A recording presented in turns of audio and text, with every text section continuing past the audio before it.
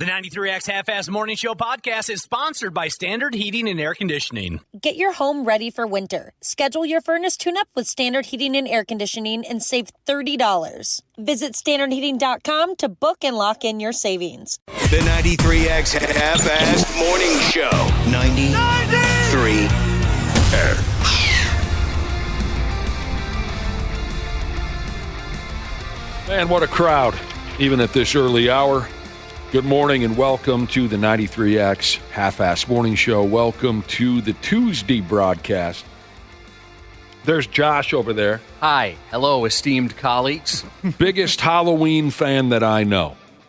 I wonder if Ashley's a bigger fan, actually. I'd probably say so, yeah. I would think you're probably more into it than I am. I do enjoy it. She does have some more skin in the game since it's her birthday and all. Correct. It is her birthday. Mundo. Well, if you ask me, I'm going to go with Cubby, the biggest Halloween fan that I know. The mayor of Halloweenville, Halloween Town. Halloweenburg, Halloween Town.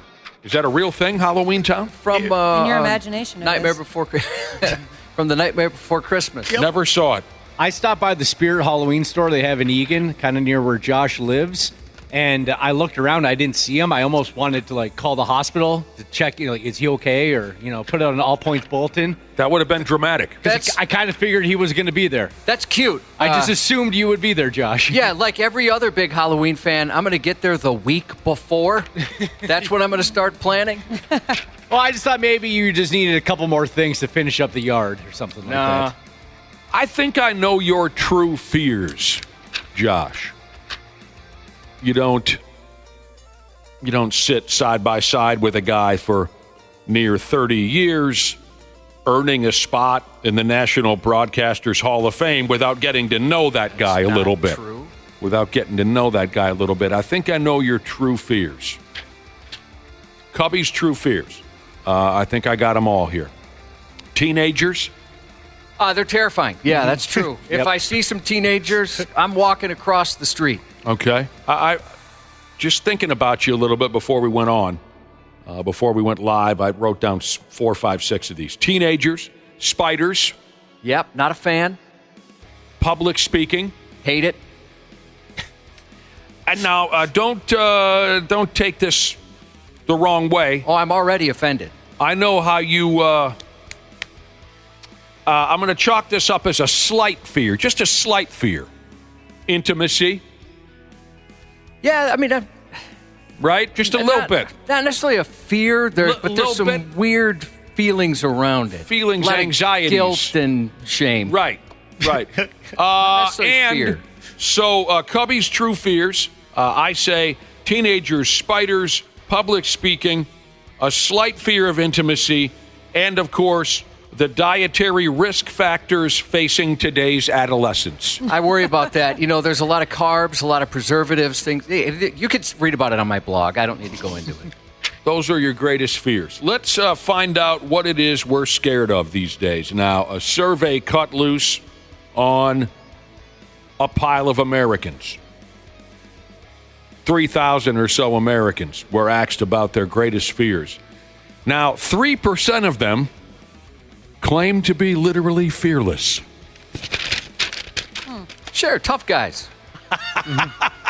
Yeah. Usually the ones that are afraid of more than the rest of us. Right. Mm-hmm. Can you imagine being such a hard-on that someone calls you from the American Survey Department and asks you, what are your fears? And you can't even admit one. No, I'm fearless. And you hang up the friggin' phone, or however they made this survey work. 3% of us say they are literally fearless. I'm not buying it. Josh isn't buying it. But okay, fine. Which means that 97% of people are scared of something. Feel free to text us. We're at 651-989-9393 if you want to tell us what you're scared of. What are your fears? Do they match up at all with Cubby's? Is there anyone else out there who can't sleep because they're thinking of the dietary risk factors facing today's adolescents? So they gave people a list of common fears and asked them to rate their discomfort level. and then they mapped the results out by state. I don't see any need to go state to state. That just gets confusing and boring. I'll just keep it in generalities here. Overall, here in America, our number one fear, death. Yeah. I know you just said you don't want to get into state by state, but that was the number one fear in Minnesota. Yeah, I was going to throw that into the mix. Here in Minnesota, we're grouped in with a lot of others where our number one fear, death. I don't really fear it. I certainly did as a kid. I was terrified of it. I would have to yell my parents' names at night so they would come downstairs and check on me. Donnie! I was so scared. Marge! Yep. You mean you would, what's the word you used? You had to scream their names, or was it mom and dad? No, I screamed their names. You did? Oh, wow. Yep. Yeah, I used to be really afraid of it too. But it's not like I'm afraid of dying myself. I'm afraid of the people around me dying. And the thing about it too was that'll change when you get older. I had to count down too because I was so afraid to yell their name. So I'd have to be like, all right, I'm gonna yell their name on 1, 2, 3, and then yell their name. Well, hang on a second. I need this to be clarified. This was in the middle of the night when you were a child. You were afraid you were just going to suddenly die, so you had to constantly call out your parents' names for them to come see you somehow and comfort you. Yeah, because I was always scared. I would terrify myself because I'm like, you're just going to be laying in a hole forever and ever and ever, and then I would just go down that rabbit hole. Jeez, that's sad. You feared that. I'm scared of laying in a hole. I'm in a rabbit hole now. I'm in a rabbit hole. All right, this is you had a troubled childhood. Our number one fear is death. Couple from the Brother and Sisterhood, dubbed famous Mises, said he absolutely can't stand flies. He's nearly crashed a vehicle freaking out.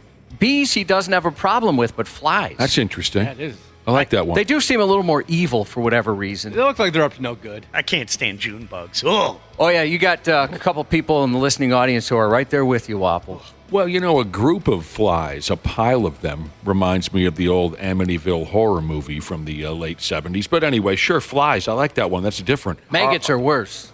Maggots, yeah, sure. They're on gross. dead body.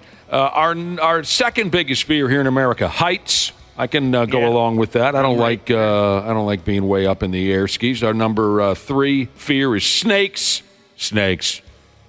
Why did it have to be snakes? What movie? Raiders of the Lost Ark. He hated snakes, Indiana Jones. Yeah, he was not a fan. Our fourth biggest fear, there's a tie between enclosed spaces. Oh, yeah, my mom is definitely afraid of that. And she's muy pequeño, which I believe means very small. yes. Enclosed spaces is tied with public speaking.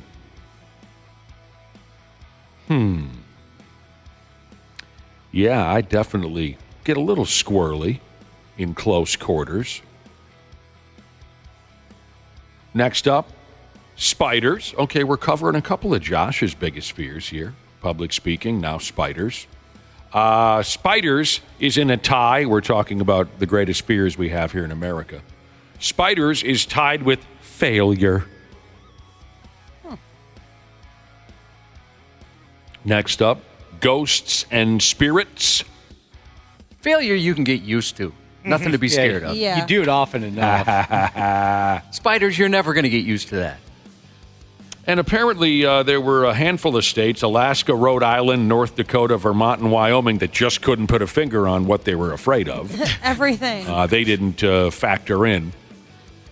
And for what it's worth, people were asked if they'd be willing to face their biggest fear for 24 hours in exchange for $1,000. That's not enough. What? Nope. Oh, yeah, that's I would. Not enough. $1,000, sure. Oh, God. I'm not that scared. Oh, no. I was expecting to read $1 million or something like that. $1,000 would be enough for you, Josh, to, say, be covered in spiders as we go back to what I believe are your greatest fears. Covered in spiders, 24 hours of that, you would take $1,000? Yeah, I would take $1,000. Oh, sure. I would think that it wouldn't be worth it. I mean, I grew up in a basement full of them, so I've Well, that's certainly true. had I the forgot experience. that. So Well, I wouldn't like it, but yeah, I'm not so terrified that I couldn't do it. Well, okay, fair enough. You'd take $1,000. Yeah, they more give me the heebie-jeebies than I'm really terrified of them. I could not stand on top of a 30-story building for 24 hours. No way. What about the fear of talking to the opposite sex? That's come in a couple times. Thankfully, I never had that. You never did? No. No. You should have. Snakes and stickers. Yes, stickers, this person said. Try to find apples at the store without them. It's hell. Also, I have 2 kids. That makes the fear even better. Oh, I bet. Oh, little kids are always running around with stickers, putting them on their trapper keepers and whatnot. There's like an actual word for that. It's some type of phobia. I can't think of what it is. It's like there's a a phobia. complicated There's one. a phobia but- for every damn thing. So there you go. I like this from Lake Street Handshake Jesus. My son wants to play soccer. My biggest fear is I'm actually going to have to go watch him play soccer. Yes, the fear of many a parent. Backyard Haircut Jesus said he's deathly afraid of horses and even has a tough time watching Westerns on TV. Oh, I've wow. heard of that. I'm sorry, what was that again? A guy has Horses. a guy has a fear of horses, and so much so he can't watch a Western. Correct. I think it's Wow. because they're so big. Yeah, I can get that to a certain extent because I remember I always used to see them from afar when I was a child, and I finally saw a horse up close and personal when I was probably around 12 or 13, and I remember being like, why? Why are they that large? That's terrifying. Steelers fan Jesus said he really only has 2 fears, turning 50 or 60 and then realizing he wasted his life working at a job he hates, and bees, of course. I don't know what I would define as my greatest fears. Flying's got to be one of them. I would think so, yeah. Well, and that kind of mixes in 2 of your fears, too, because you're afraid of heights also, you know? Yeah, but there's a wacky difference there, Wapple, between once you get a certain 1,000 feet in the air, it's hard to explain.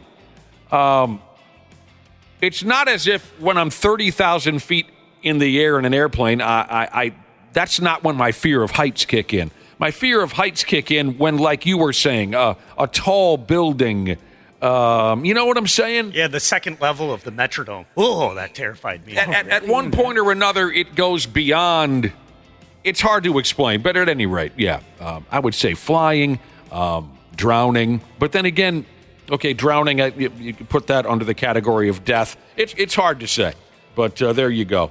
By the way, did you hear about this cat who wet his pants on social media on the topic of the trunk or treat gimmick?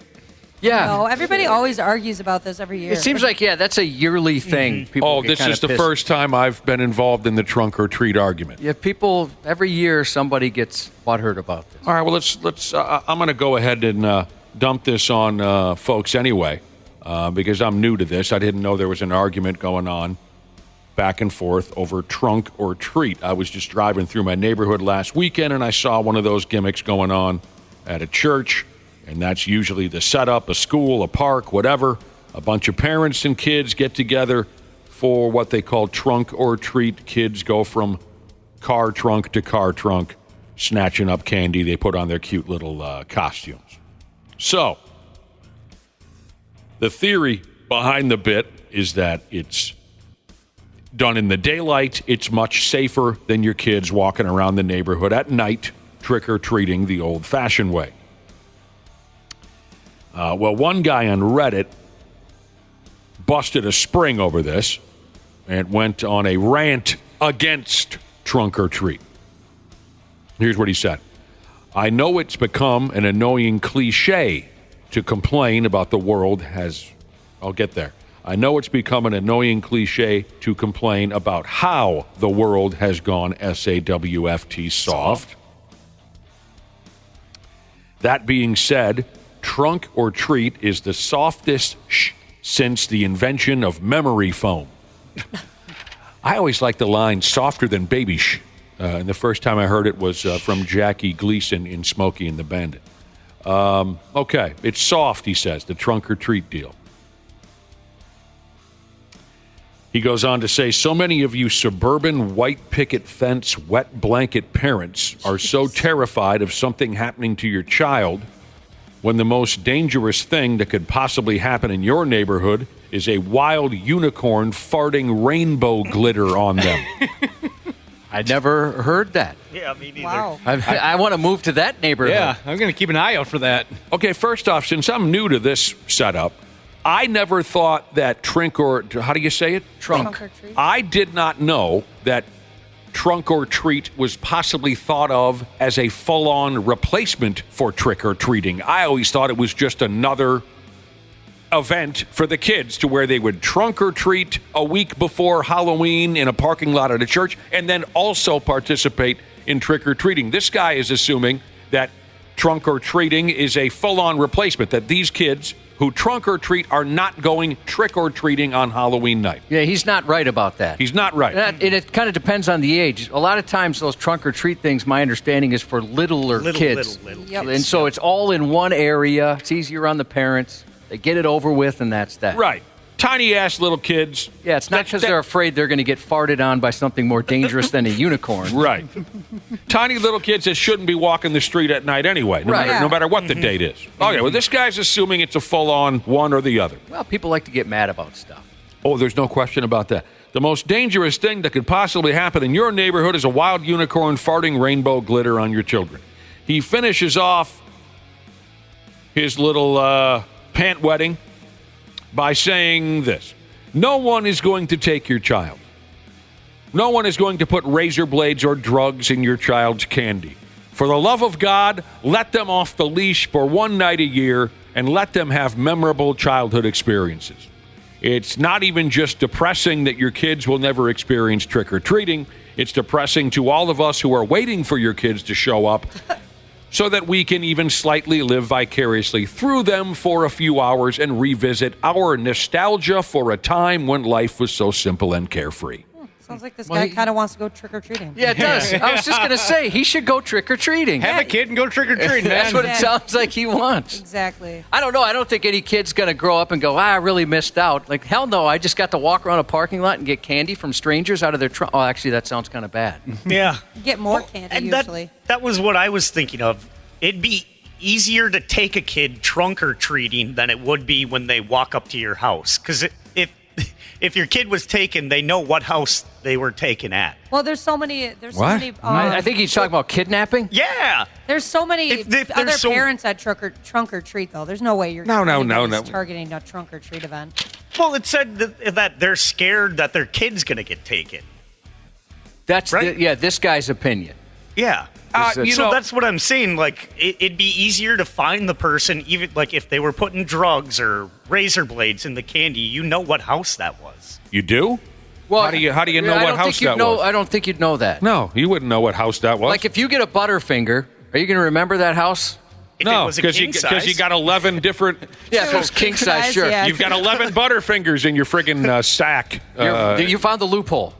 I don't think you know what you're talking about. You know, there's no question that there are certain parents, and I see it, who straight up have their children wrapped in bubble wrap, helicopter parents. Oh, God help us. Yeah, some of them literally have their children on a leash. It's become a thing. There is a thing out there where people are so overprotective of their children. It is kind of sad to watch. This guy, I don't think he fully understands that a kid can very easily trunk or treat and then also legitimately trick or treat. It's not always just one or the other. If that was the case, that would kind of suck. Mm-hmm. If your parents say, no, you're not going to be walking the streets. We'll just do this event in the daylight where we can keep an eye on you. That would suck. But this guy, I think he went too far in assuming that it's just one or the other. We're getting a lot of texts saying it's fun. They've done it. They've been a part of it. They enjoy doing it. So, yeah. Everybody wants to. He has nothing to do with it, but he wants to piss on everybody else. Yeah. I don't understand that. That's the weirdest thing to me. People that get so upset about things they have nothing to do with. Yep. Right. That's Doesn't a very affect their good lives point. whatsoever. I doubt that his neighborhood is completely empty because of all these trunk or treat events taking over. Yeah, and how empty is your life to where if no kids show up at your door for trick-or-treating, you're somehow, well, that sucks. I wanted to relive the... Sounds kind of concerning, doesn't it? For Christ's sake. Yeah. Sounds like something a kidnapper might say. Exactly. Oh, no, I didn't get the chance to live vicariously through the eyes of a 9-year-old. Dude, settle down. But you're right, Josh. People just want to be pissed now. And this is a good point from You Pick 'Em Up, You Dropped 'Em, Jesus. The other thing about trunk or treating is that there's more and more people that don't participate in trick or treating, and I've definitely noticed that. Yep. Yeah. Like when we were kids, every house participated, every single house. Now it's few and far between. Real, unfortunately, I mean, we're walking every 4 or 5 houses. Oh, yeah. At this point, where it used to be pretty much every single one. I mean, even in our neighborhood where there's a lot of kids. I'm one of those. You don't participate? In the last 25 years, maybe I've had candy and a pumpkin out maybe 7 or 8 of those years. I don't really care. I don't want people coming to my door, kids or anybody else. So I'm one of those who doesn't participate. I will this year. I'm going to run out and get some candy. Sure, I'll flip a light on out front and Watch the ball game. I'm not always one of those people. I was just going to bring that up. Watch the football game. Yeah, like a Monday night, a Sunday, or a Thursday it's now. Be Thursday, yeah. Or now we got the World Series. Yep. Let's say that was going to go through Thursday. It doesn't like the Yankees will let that happen. But you know what I'm saying? Like sometimes it's like, crap, the doorbell's ringing again. They're about to score a touchdown. Oh, sure. Yeah. It gets in the way of your There's good only times. 1 minute left. And Houndsman Jesus brings up a good point, too. They forget about us rural people. My closest neighbor is a mile away. Oh, There aren't kids walking here. That's why trunk or treats are common around there. Oh, sure. If you're out in the boonies and whatnot, meet at the church. Yeah, he sounds like they made this to mess with him. There's some diabolical plan against him wanting to give candy to kids. Josh, have you heard of mundane Halloween? Mundane Halloween, sure. That's my favorite kind. Have you really heard of it? No. I saw something on the internet last night that cracked me up. Maybe you had to be there. You probably have to see. You probably have to see the pictures to really appreciate it. This could be the liquor talking, but I thought this was really clever. Mundane Halloween. Josh and I fell in love with the word mundane. And shallow and pedantic. Those were other ones we enjoy as well. Well, where we fell in love with the word mundane was that, what was that movie called? Who Framed Sarah Marshall? What was it again? Was it Forgetting Sarah Marshall? Forgetting Sarah Marshall. That comic, the English comic, Russell Brand. There's a scene in the movie, and I mean, there's a lot of very funny scenes in that movie. God, that's a pretty good one. Pretty good one. There's a scene in the movie where douchey English rock star Russell Brand is sitting having dinner, and the waiter walks up to him and says, "How's the vegetable medley?" And Russell Brand, his character, says, It's mundane. For whatever reason, that subtle little joke killed me when I watched the movie. I know, Josh, you liked it too. I read last night about something called mundane Halloween. Okay, I looked it up, and I did see this on the Chive. Is this like in Korea or something? Japan. Japan? Okay. There's a Japanese website who does this every year. They hold an annual contest for their viewers. What do you call it when it comes to website? Their readers? Readers.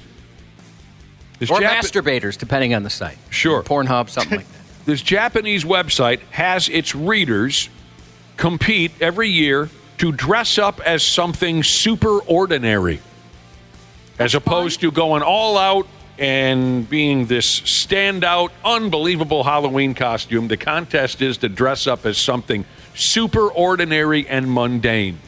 And some of the ones I saw, you probably have to see the pictures. But some of the costumes I saw, person whose sweater got caught on a doorknob. I love this bit. That's the worst. I love this bit. And it's just a lady standing there looking back at her sweater that's caught on a doorknob. Person standing in line at the security checkpoint of an airport, and they've got all their shoes and all their clothes in those plastic bins. This goes hand in hand with the last one I said. Actor in an airline safety video. That's as mundane as it gets right there. You're an actor in a... How do you suppose you land that gig, Josh, to be an actor in an airline safety video? Yeah, you got to know somebody. Some of those actors that are in the corporate training videos and stuff are very good. I got to say, I'd say 4 or 5 times a year we go through these different trainings, various trainings, usually cybersecurity, it seems. But some of the actors, are pretty good. You're right. And over the years, it's gotten so much better. I like to think in 10, 15 years, some actor or actress is going to hit it big, and we'll be able to say, hey, Do you remember them from our safety training video? See, you taught me about phishing.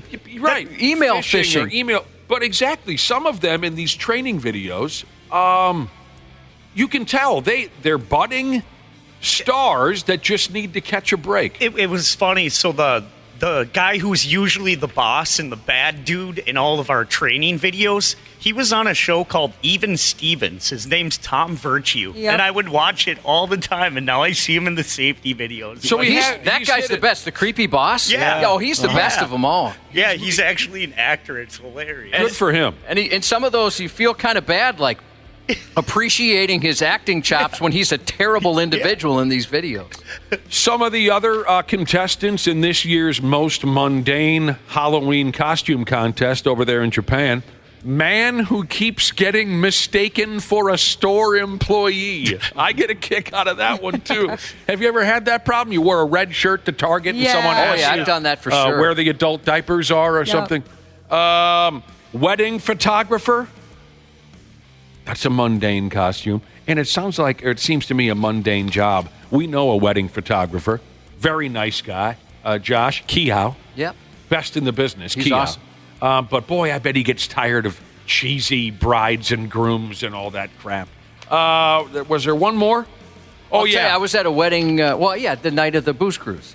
The fall booze cruise, I was at a wedding, and their photographer looked miserable trying to corral everyone and get the perfect shot. By the end of the night, she was so cranky. I'm sorry, what? Especially once the drinks get involved. Oh, and yeah. Trying to corral the bridal party and stuff. She started yelling at people. She was just frustrated. Every Saturday night of her life until the day that she dies, she's got to go to a wedding. Finally, one of my favorite mundane Halloween costumes. We've all been this guy. Guy who can't get the printer to print correctly no matter how hard he tries, is how you say it. And the guy's standing there. He's got some element of the printer in his left hand. He's got some crumpled up paper in the... That's a fun bit. And yes, by the way, retired rigger Jesus, we did see Marc-Andre Fleury dressed up as McLovin for Halloween. Oh, yeah, he was awesome. I love the mundane costume that this guy, he's person carrying too much stuff at once. That's a good one. I also like guy who just got back from the swimming pool, and he drew some red outlines around his eyes because his goggles were too tight. Cute. God, those goggles were always too tight back in the day when we'd take swim classes. All right, what a crowd we have here for this Tuesday morning broadcast. Pay attention a little bit later on this morning. In case you were out of it yesterday, we can give you details again on this year's Toys for Tatas Toy Drive. We've got a date set and all that. If you didn't catch it yesterday, we'll throw it into the mix today. We got to take a break. We'll be back here in a few minutes on the Half-Assed Morning Show. Half-Assed Morning Show. They're loud, they lose control, they do their little circus act, they're a nuisance. 93X. Our technicians are geared up and ready to make sure your system is running reliably this winter. Regular maintenance from Standard Heating and Air Conditioning helps prevent costlier breakdowns in the future, and we know they always happen at the worst time. Hey, Ashley here. Get your home ready for winter. Schedule your furnace tune-up with Standard Heating and Air Conditioning and save $30. Have a boiler? Save $40 on your boiler tune-up. Visit standardheating.com to book and lock in your savings. Stay cozy, stay ready. When you think about businesses that are selling through the roof, like Aloe or Skims, sure, you think about a great product, a cool brand, and brilliant marketing. But an often overlooked secret is actually the businesses behind the business, making selling, and for shoppers, buying, simple. For millions of businesses, that business is Shopify. Nobody does selling better than Shopify. With Shop Pay, that boosts conversions up to 50%, meaning way less carts are going abandoned and way more sales happening. So if you're into growing your business, your commerce platform better be ready to sell whatever your customers are scrolling or strolling on the web, in your store, in their feed, and everywhere in between. Businesses that sell more, sell on Shopify. Upgrade your business and get the same checkout Skims uses. Sign up for your $1 per month trial period at shopify.com/Westwood1, all lowercase. Go to shopify.com/Westwood1 to upgrade your selling today. Shopify.com/Westwood1. The Jim Jackson Show isn't just another NBA podcast. Of course, I'll break down everything about the league that I played in for 14 years and now cover as a broadcaster. There will be plenty of interviews with the biggest players, personalities, and insiders in the NBA. I say there's more to life than ball. That's why on this podcast, I'm going to delve into other passions, maybe business and maybe travel. I love lifestyle. The Jim Jackson Show, wherever you listen. Stupid news on the Half-Assed Morning Show. Oh, my damn. We'll get things started over here with a guy and a gal in Australia. Stinking Australia. The two of them were hanging out at the train station. Waiting at the station.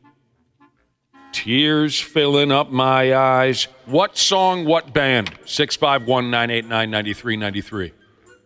First correct answer will get great appreciation shown live on the radio. We're out, the rest of us? Yeah, you guys are out. Oh. Waiting at the station. Oh, we're out because I totally know it, but I can't say it. We used to play that at X105. Did we play that at X105? X105. Those were the days. Doing overnights, and we'd throw that one on. Those were the days. I think actually by that band, that was maybe one of the two of the most we'd play. What song and what band? Okay, got it. Well, they only named the band. You got to name the song, too. There you go. Here we go. Thank you. Heartbreak Station, Cinderella. One of my favorite power ballads. That's a good one. Cubby, I'll go ahead and tell that to you right now. One of my favorites. Nice work. Love it when the brotherhood, sisterhood dump the correct answer on me. So a guy and a gal in Australia hanging out at a train station in a town called Melbourne. This was a couple weeks ago, don't you know? And at one point or another, they decided to go ahead and get it on. And hoard. You know, sometimes you just got to have it. Yeah. They didn't care where in the train station they were going to trade gear. They found the nearest out-of-the-way spot, and they cut loose on each other. Like animals, Cubby. Animals. They squeezed. That's where the shame comes in afterwards sometimes, where you think, oh, that was so animalistic. Do you feel shame afterwards sometimes? They squeezed themselves under a stairwell at the train station for this hot Australian semi-public action. Unfortunately for them, they got to bumping with so much torque, so much velocity, so much ferocity that they ripped a water pipe smooth off of a wall and the whole damn train station flooded. Oh, my God. Has anyone done any damage to, not the individual or individuals you're being intimate with, but your surroundings?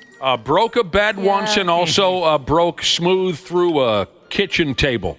Yeah, broke a bookshelf once. Broke a lamp. Broke a bed. The bed gave way, my damn Cubby. There were splinters everywhere. But I've never even broke wind. I haven't broke one thing. Hold on. How did you break a bookshelf? I was wondering that, and the table. Well, I guess the table I can figure out now. Her legs were wrapped around my back, and we kind of fell into it. Oh, gross. Oh. Was this standing intercourse? Yes. Oh. Dexterity. I was a young man once, Wapple.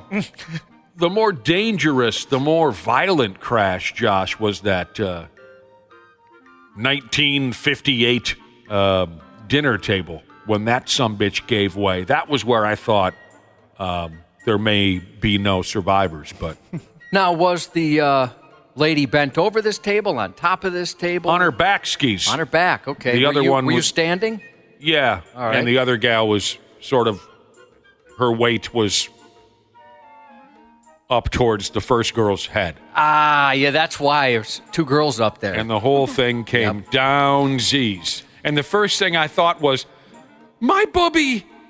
I thought maybe the dog was under the table. Oh, yeah. Oh, yeah. I mean, explaining how the dog died would, I mean, in certain circles, it'd be more embarrassing than others. Dana, were you at the library when this happened, or somebody's home? It was at a home. At a home. I'm always careful not to break the bookshelves of the library when I'm having sex there. That would just be rude. These folks ripped a water pipe clean off the wall, flooded the train station. The train station had to be evacuated. There was what they call here, Cubby, extensive flooding all up and down and beyond. Elderly people were rescued off the roofs of houses by Good Samaritans in canoes, all because a couple couldn't keep it in their pants. That's when you say, my bad. We used to work with a woman who set a fire, knocking over a mood candle. Oh, sure. Shh, that can happen. Well, in the throes of passion. I didn't know that things could get so buck wild. Yeah, you rip a pipe. Is that the world's weakest pipe? Or? Must be. Until I was a little older. You know, high school, sure as hell. You pinball back and forth as fast as you can. You know, high school sex. Yeah. And then when I was about 19, I found myself working at a car wash. And dude walks in, one of the older dudes at the car wash. He walks in and he's got a cast on his arm. And I said, "Oh, what happened to you?" And he said, "Yeah, me and the old lady were getting it on the stove or something like that. And she fell and he fell and he broke his arm folding the old lady on the stove or something like that." And I kind of looked at him the way Beavis and Butthead used to look at Todd. You know what I mean? Yep. This is the coolest guy I've ever known. Wow, dude broke his arm banging? I want to be that guy someday. You know what I mean? Underwhelmingly optimistic Jesus has a question for you, Dana, on standing intercourse. Yes. Standing intercourse, like you schedule a date once a month, or do you have a standing appointment for sex? I've never done that. I've got buddies who they do that with their wives. They'll say, Thursday is sex night or whatever. Oh, yeah, I've heard that. Whatever date where that they is. schedule it? Yeah, just to make sure they can get it in during the week at Sure. some, so I to thought speak, you meant get it in. have you ever had standing sex, Josh? Yeah, I've had that. Yeah, That's a young man's game. it is. Yeah. It's I don't have the quads for it anymore. No. And the ladies that you're interested in, they're a little larger. Yeah, you got to work your way up. Yeah, so back to this couple who destroyed the train station by tearing a water pipe off the wall. The cops had no choice but to arrest these two. The cops originally thought maybe this was an act of vandalism until they sat down and watched that security video. And the video showed this couple hammering each other like it was friggin' prom night. That's funny right there. Just to be sure we understand the gist of what happened, we better watch this like 5-6 more times, and each of us in private. I love the idea of the cops, legitimately sitting down. Well, I guess there's only one way to find out if this was vandalism or what happened. We're going to have to watch the security video. And when they saw, the pants come down, they were having the time of their lives. Yeah, definitely. Oh, hell yeah. Those Who's cops making the popcorn? It was a 30-year-old dode and a 32-year-old lady that got arrested. She's robbing the cradle. The flooding caused significant delays for folks looking to catch a train, obviously, including, it says here, a hell of a lot of young people who were trying to get on home after a concert put on by somebody called Olivia Rodrigo. Oh, She's yeah, popular. Rodrigo. If that means anything to you. Is she popular? Yeah, I love her. She's great. That Saturday Night Live bit where they're talking about her song Driver's License. So good. That was the first time I'd ever even heard of her. And I thought, what are these guys talking about? I listened to the song, and I was like, okay, I'm bawling. Yeah. This person said I was drunk at a party. This was my buddy's house years and years ago. So they went into the bathroom with, it sounds like his girlfriend, his friend's girlfriend.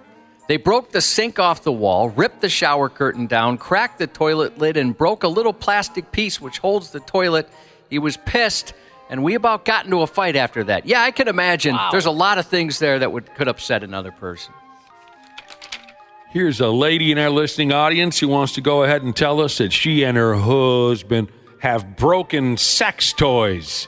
Oh, and more than one in the same interaction. Snap. Oh. That one's a goner. Try this one. Snap. Holy heck. God.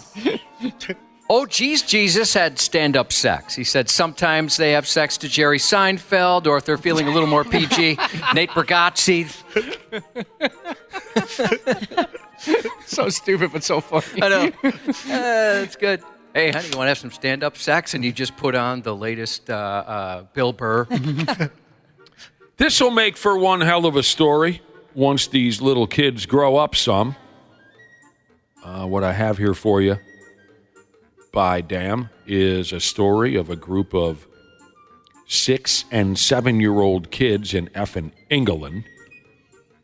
And when they get a little older, they can tell this story, and it'll get guaranteed laughs. At the neighborhood church, the grown folks at the church, one of these little kitty church get-togethers. What did they call it in our neighborhood, Josh? Church camp or whatever, right? Sure. Did you ever go to church getaways? Yep, definitely. Were they awesome? Oh, I had fun. Yeah. Just absolute time of your life? Yep. At the church getaway? I mentioned it before. They always had like a couple guys that would come in, like hip hop and bebop or something like that, and they'd sing some songs and stuff like that. Yeah, I remember you the first time you told us about that act. They always had like cutesy names. Yeah, one of them's name was Pipsqueak. Yeah, Pipsqueak. Yeah, it was always like Pop Rocks. One guy was Pop Rocks. He was a little bigger guy. And then the other guy was Pipsqueak. He was more of the dancer. Yeah, I don't remember the real names. That's just kind of what I came up with. And they would rap about holy things. Yeah. Be kind to your neighbor and say your prayers. Yep. My favorite team is the Chicago Bears. And then Pipsqueak would come out with a Jim McMahon jersey. Right? They went from there, didn't they? I love that story. I love when you talk about the clean hip-hop act that performed for you at church camp. Sure. They had a couple of those. Our folks forced us one time, because my brother and I, we hated Jesus and religion. We did when we were kids. We hated going to church. We hated everything about it. But our folks forced us. I mean, we fought kicking and screaming to go to one kind of getaway church event when we were little kids. I remember we played softball, and then we all sat in a circle while some creepy dude talked about God, and we went home, and we refused to ever go back again. It was, I could not stand that stuff when I was a kid. I thought it was so boring. Back to stand-up sex from Unlucky and Wisco Jesus. He said he has stand-up sex pretty much every time. Every time he tries to have sex, he gets stood up.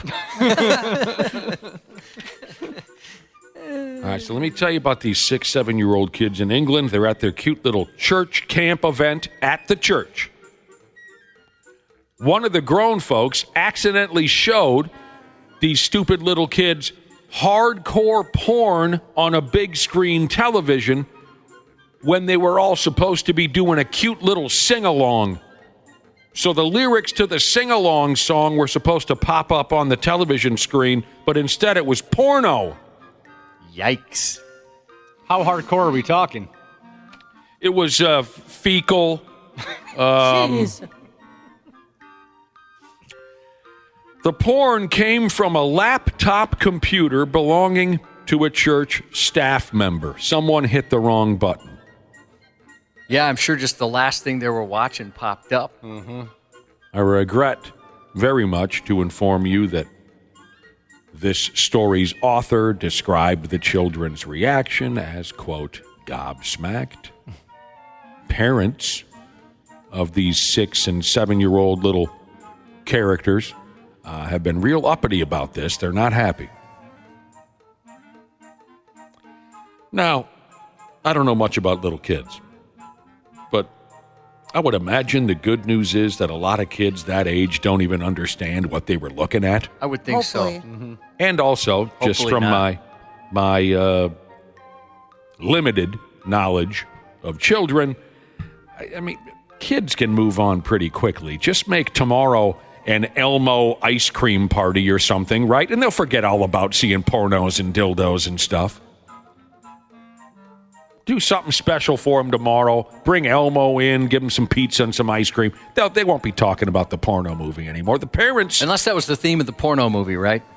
True. It was Elmo themed. Oh, no. Oh, no. What have we done? Oh. That'd be messed Like up. we say, if something exists in real life, there's a porno version of it. Oh, I'm sure there is. I remember I brought this up before. That Jetsons one, that disturbs me That's not right. to this day. See, I like the Jetsons porn. Oh, but it's anyway, terrible. if you bring... The adults are going to have a hard time forgetting this. The kids have probably already forgotten. about the pornos and dildos and stuff. Can I tell the pornos and dildos and stuff story again? It's one of my favorite stories to tell. This was many years ago when I was on this awful morning show. Absolutely terrible. You've heard stories about it before. One of the only joys, for a lack of a better term, one of the only positives to working on this show was every day my bro Tim McNiff would come into the show for an hour or so and hang out. Tim McNiff used to work on Care 11 in their sports department, just a terrific guy. I always forget what he's been doing. He stopped doing television a number of years ago. I always forget what the hell he's doing now. But if anyone knows Tim McNiff, who my sister used to refer to as her little sock monkey, tell him I said hello, because that was the only real fun I had was when Tim and I would sit side by side, because Tim and I both knew that the show was a disaster. We both more or less disliked the time we spent there, but that was how we were paying the bills at the time. So Tim and I had a lot of good times, and part of our fun was making fun. Sometimes publicly, but sometimes privately, we would make fun of how awful this radio show was. One of the terrible, terrible segments that Tim and I and everyone else on the show had to sit through was like a serious sex advice segment. There were no room for D jokes and V jokes, and not on this show. When someone called in for sex advice, we had this boring lady who would come onto the show as a guest and give legitimate, straightforward advice on sexual issues. Okay, there's a place for that. Not on a morning radio show. You got to have some fun with it. So we hated the segment. But there was one glorious day when a dude calls up, and I ain't kidding you, this was his delivery. Hello? Is this the radio show? And Tim and I are already kind of laughing, right? Because, oh, here we go. Listen to this friggin' guy. And our sex expert lady was like, yes, good morning, sir. How can I help you? And the guy said something along the lines of, and again, his delivery was so unbelievable. The guy said something along the lines of, well, me and my wife have been married for like 6 years. And, you know, the spark has faded. And I was just looking, you know, for some advice on how we can spice things up in the bedroom. Couldn't have been more cliche and stupid, right? So now Tim and I are even more kind of excited and frustrated by the whole thing. And the lady gives some boring advice on maybe you should incorporate toys into the bedroom. Have you and the wife ever thought about something like that? There are, very useful sexual aids out there that can spice up. Have you tried anything like that? And then the guy says this, and it was one for the ages. The guy says, have we ever tried something like that? Well, I suppose we have tried, you know, pornos and dildos and stuff. Dildos? No. And Tim and I fell out of our chairs laughing at how ridiculous that sounded coming out of that guy's yap. And, of course, we were in trouble we were in trouble with everyone else on the program for not taking it, seriously, for falling off our chairs laughing. How do you not laugh at that? Yeah, that's hilarious. Yeah. Anytime you add "and stuff," I don't know, it's already kind of funny. Pornos and dildos and stuff. Have you guys ever heard of hallway sex? Hallways. Go ahead. HVAC Hustlin' Jesus said he and his wife mostly have hallway sex, which is just them walking by each other saying F you in the hallway. Oh. F you, no F you. Mm-hmm. All right, what were we talking about earlier? Little kids at that church, they saw some porno. Speaking of little kids now, it seems to me, Cubby, so many fully grown adults want to play pretend. Like they're a little kid. They want to play dress up. Usually it's folks who've been hitting the meth pipe or something like that, but not always. We tell stories on this here radio program of grown folks who pretend to be cops. They pretend to be doctors. Someone needs to tell these folks that the land of make-believe is long gone. Mr. Rogers is deader than disco. And my damn, it must be that all the cool characters have been used up. like doctors and cops, because here we have a low-life peckerhead who broke into a damn car dealership so he could make believe he was a car salesman. Talk about aiming high, huh? Oh, yeah. Last week, a feller in a town called Bowling Green, Kentucky. It says here he attempted to live out his dream of being a car salesman. Now, there aren't any details on how the actual break-in went down, how the dude managed that. None of that really matters. He gets himself into the dealership. Stupid ass goes by the name of Dustin Cardwell. He's 34 years old already. Cops got called to a dealership down there in Bowling Green. I'm guessing the real car dealers made the call probably when they saw this freak show walking around the dealership. And everyone should see this effing dude's mugshot. He's a creepy-looking character. He is. Is that up on our website? I don't believe so. I didn't get that one. And he is awful sweaty, that's for sure. See if you can find that mugshot. Toss it up on our, website. I sent it to her. So, dude, there he is walking around the dealership. Cops get called. When the cops showed up, this Cardwell puke bag was posing as a salesman, and he was in the process of selling a vehicle to someone. He told the effing police that not only is he a car salesman, but he owns the dealership. And I love how the cops went about this. They obviously weren't buying it. And they said, oh, yeah? When did you buy the place?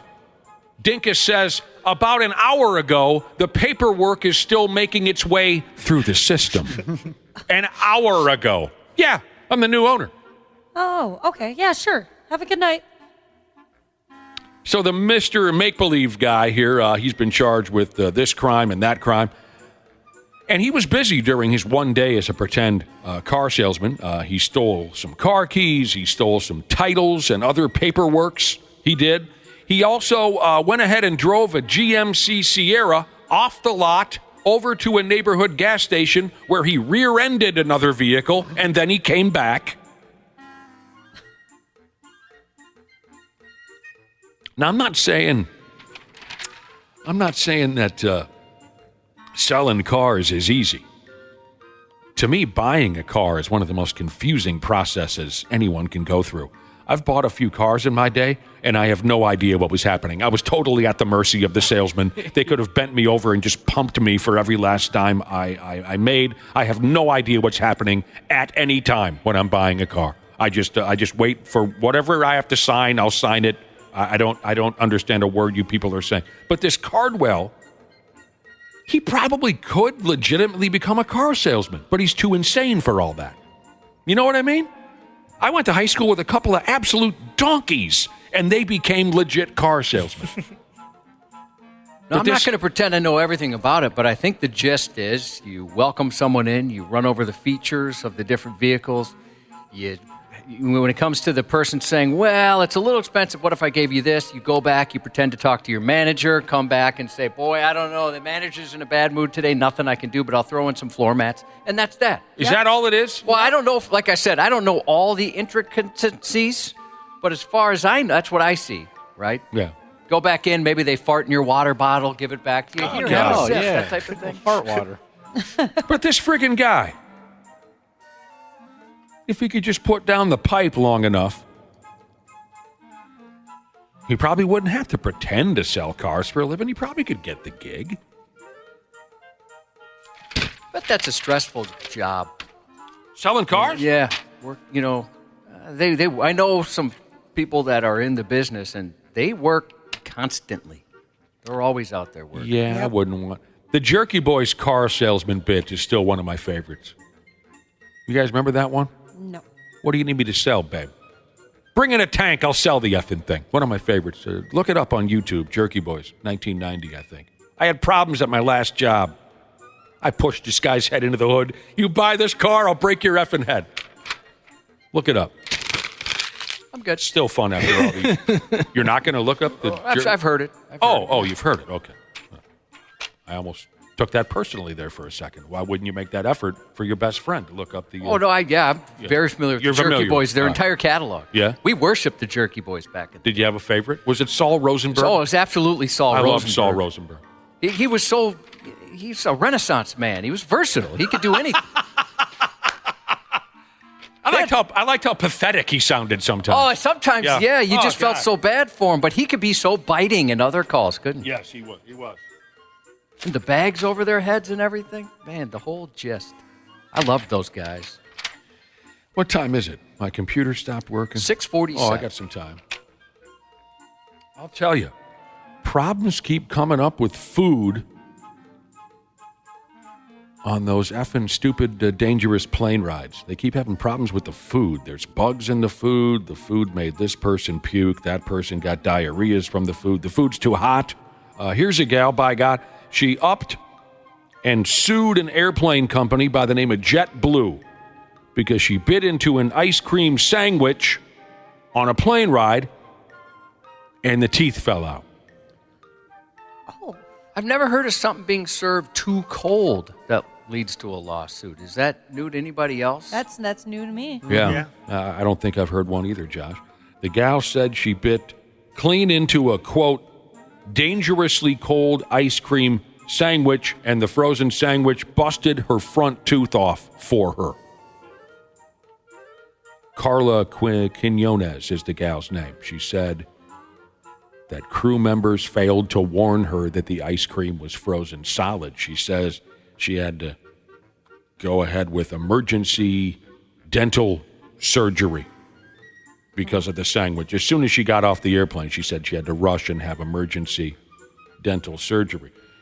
And God help us all, she also says that since her tooth fell off, she's been ass deep in what she calls here pain, suffering, and mental anguish. Well, certainly I can understand the pain. Yeah. I'd imagine that would hurt quite a bit. I'm not sure how much money she's looking to snatch away from the airline because of all this. I imagine their lawyers are going to be like, well, the word ice is in the name. So that doesn't matter. It's going to be cold. They'll settle. Yeah, right. That's why people will do it. I mean, they just know free money here. She'll get something out of it. They say the word mental anguish. I don't know if the word ice in the title is really enough there. I mean, what do I know? Not a lawyer. I'm not a lawyer. These people just, I can't imagine thinking this way. Because if something like that happens to me, my thought process isn't like, I'm going to get rich. I'm going to sue these people. I would think I was an idiot. Yeah. Boy, I really went for it here. I wouldn't tell anybody. I'd be like, oh, geez, little fatty over here. Can't control herself around this ice cream. She couldn't wait and let it thaw for a second and a half. Yeah. You're funny. Fat girl sues airline. Yeah, I feel like I would be immediately. That's how I would think. You would automatically think you were fat. You can see where my insecurities lie. Yeah, I was going to say, I'd just feel stupid, like it was my fault, but you'd feel like you have a problem. Yeah. Where you just can't say no to sweets. Yeah. So, this just keeps going on and on, Everyone's suing the airlines over the meals that they're served. Oh, Christ, I remember this one here, too. Back in the month of June, JetBlue, that same company, was hit with another lawsuit. We talked about this, didn't we? The last time they were sued, it was over dangerously hot tea that splashed down on a passenger's nuts or vagina during turbulence. I forgot what gear they were packing, but hot tea poured down the front of their pants and scalded their privates down to just scabs. And it was just a couple months ago, Korean Airlines said they're no longer going to serve ramen on their planes because got all over somebody's wiener. It's crazy that they did in the first place. I know. Yeah, that'd be sweet. I love ramen and soup, but it's not really a convenient time to eat it. No. That last case I was telling you about with the hot tea, that poor bastard sued for $1.5 million.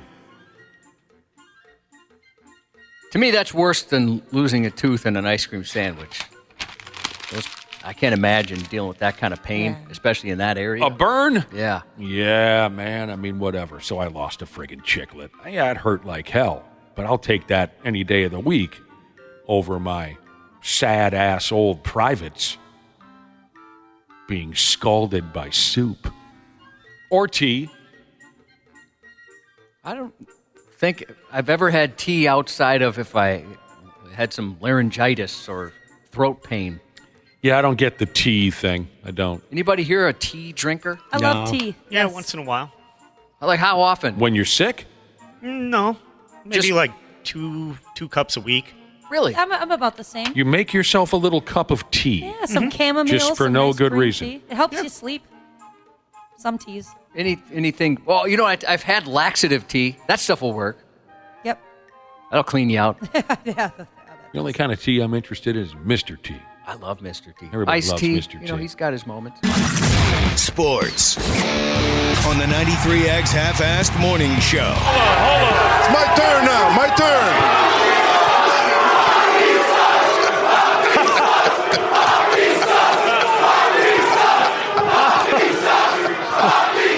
Come on, man. Just don't love the puppy. That's about the only time I'll ever be on board with Yankees fans. Screaming Poppy sucks. They were chanting at David Ortiz last night before. What am I doing here? What am I talking about? Right, at the World Series. Was it World Series? Yep. That's Last what it night. was. Last night.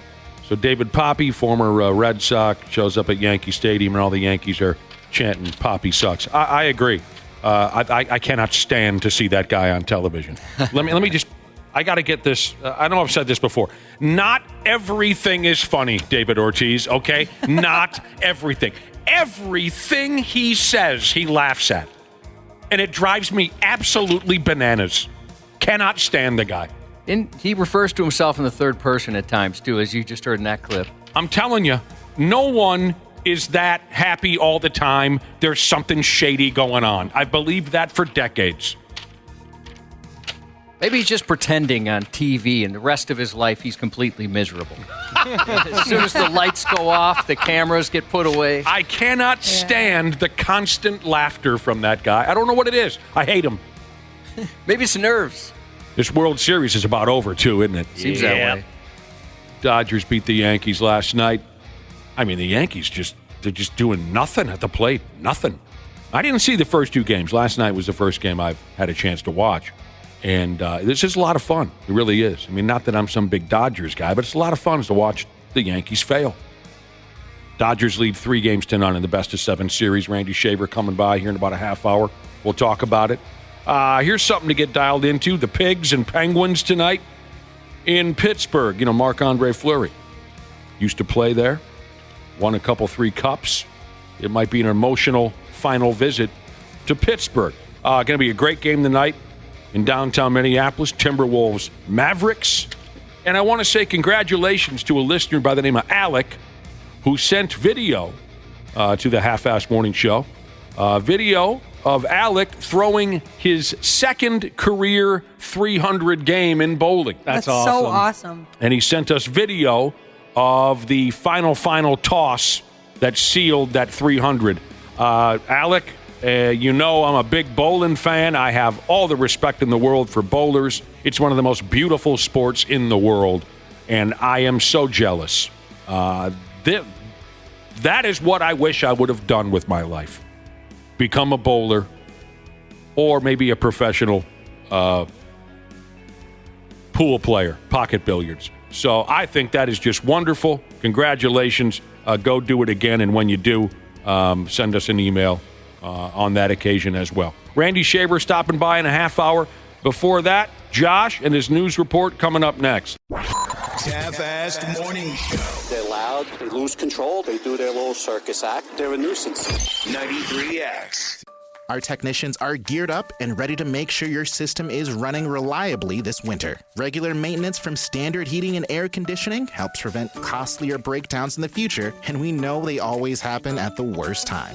Hey, Ashley here. Get your home ready for winter. Schedule your furnace tune-up with Standard Heating and Air Conditioning and save $30. Have a boiler? Save $40 on your boiler tune-up. Visit standardheating.com to book and lock in your savings. Stay cozy, stay ready. When you think about businesses that are selling through the roof, like aloe or skins, sure, you think about a great product, a cool brand, and brilliant marketing. But an often overlooked secret is actually the businesses behind the business, making selling and for shoppers, buying simple. For millions of businesses, that business is Shopify. Nobody does selling better than Shopify. With Shop Pay, that boosts conversions up to 50%, meaning way less carts are going abandoned and way more sales happening. So if you're into growing your business, your commerce platform better be ready to sell whatever your customers are scrolling or strolling on the web, in your store, in their feed, and everywhere in between. Businesses that sell more, sell on Shopify. Upgrade your business and get the same checkout Skins uses. Sign up for your $1 per month trial period at shopify.com/Westwood1, all lowercase. Go to shopify.com/Westwood1 to upgrade your selling today. Shopify.com/Westwood1. Every week, Michael Rosenbaum is getting deep with someone new on the Inside of You podcast. Actor James Marsters. Are you somewhat content? Do you still stress a lot? If anything, I feel guilty that I have it so good. If you make the decision to be an actor, the deal is poverty. I don't understand. How did I get here? You know? And the answer, how did I get here, is really one audition one day for Buffy the Vampire Slayer. Inside of You with Michael Rosenbaum, wherever you listen. Half-assed morning show. 93X. It was disturbing. I don't have kids or anything, but even just me as an adult.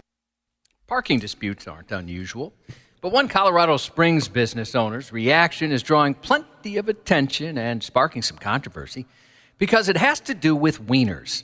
Located next to a 5-story apartment complex, Fallen Heroes Tattoo and Piercing shares a small lot behind multiple businesses and has a few nearby street spots, creating a less than ideal parking situation.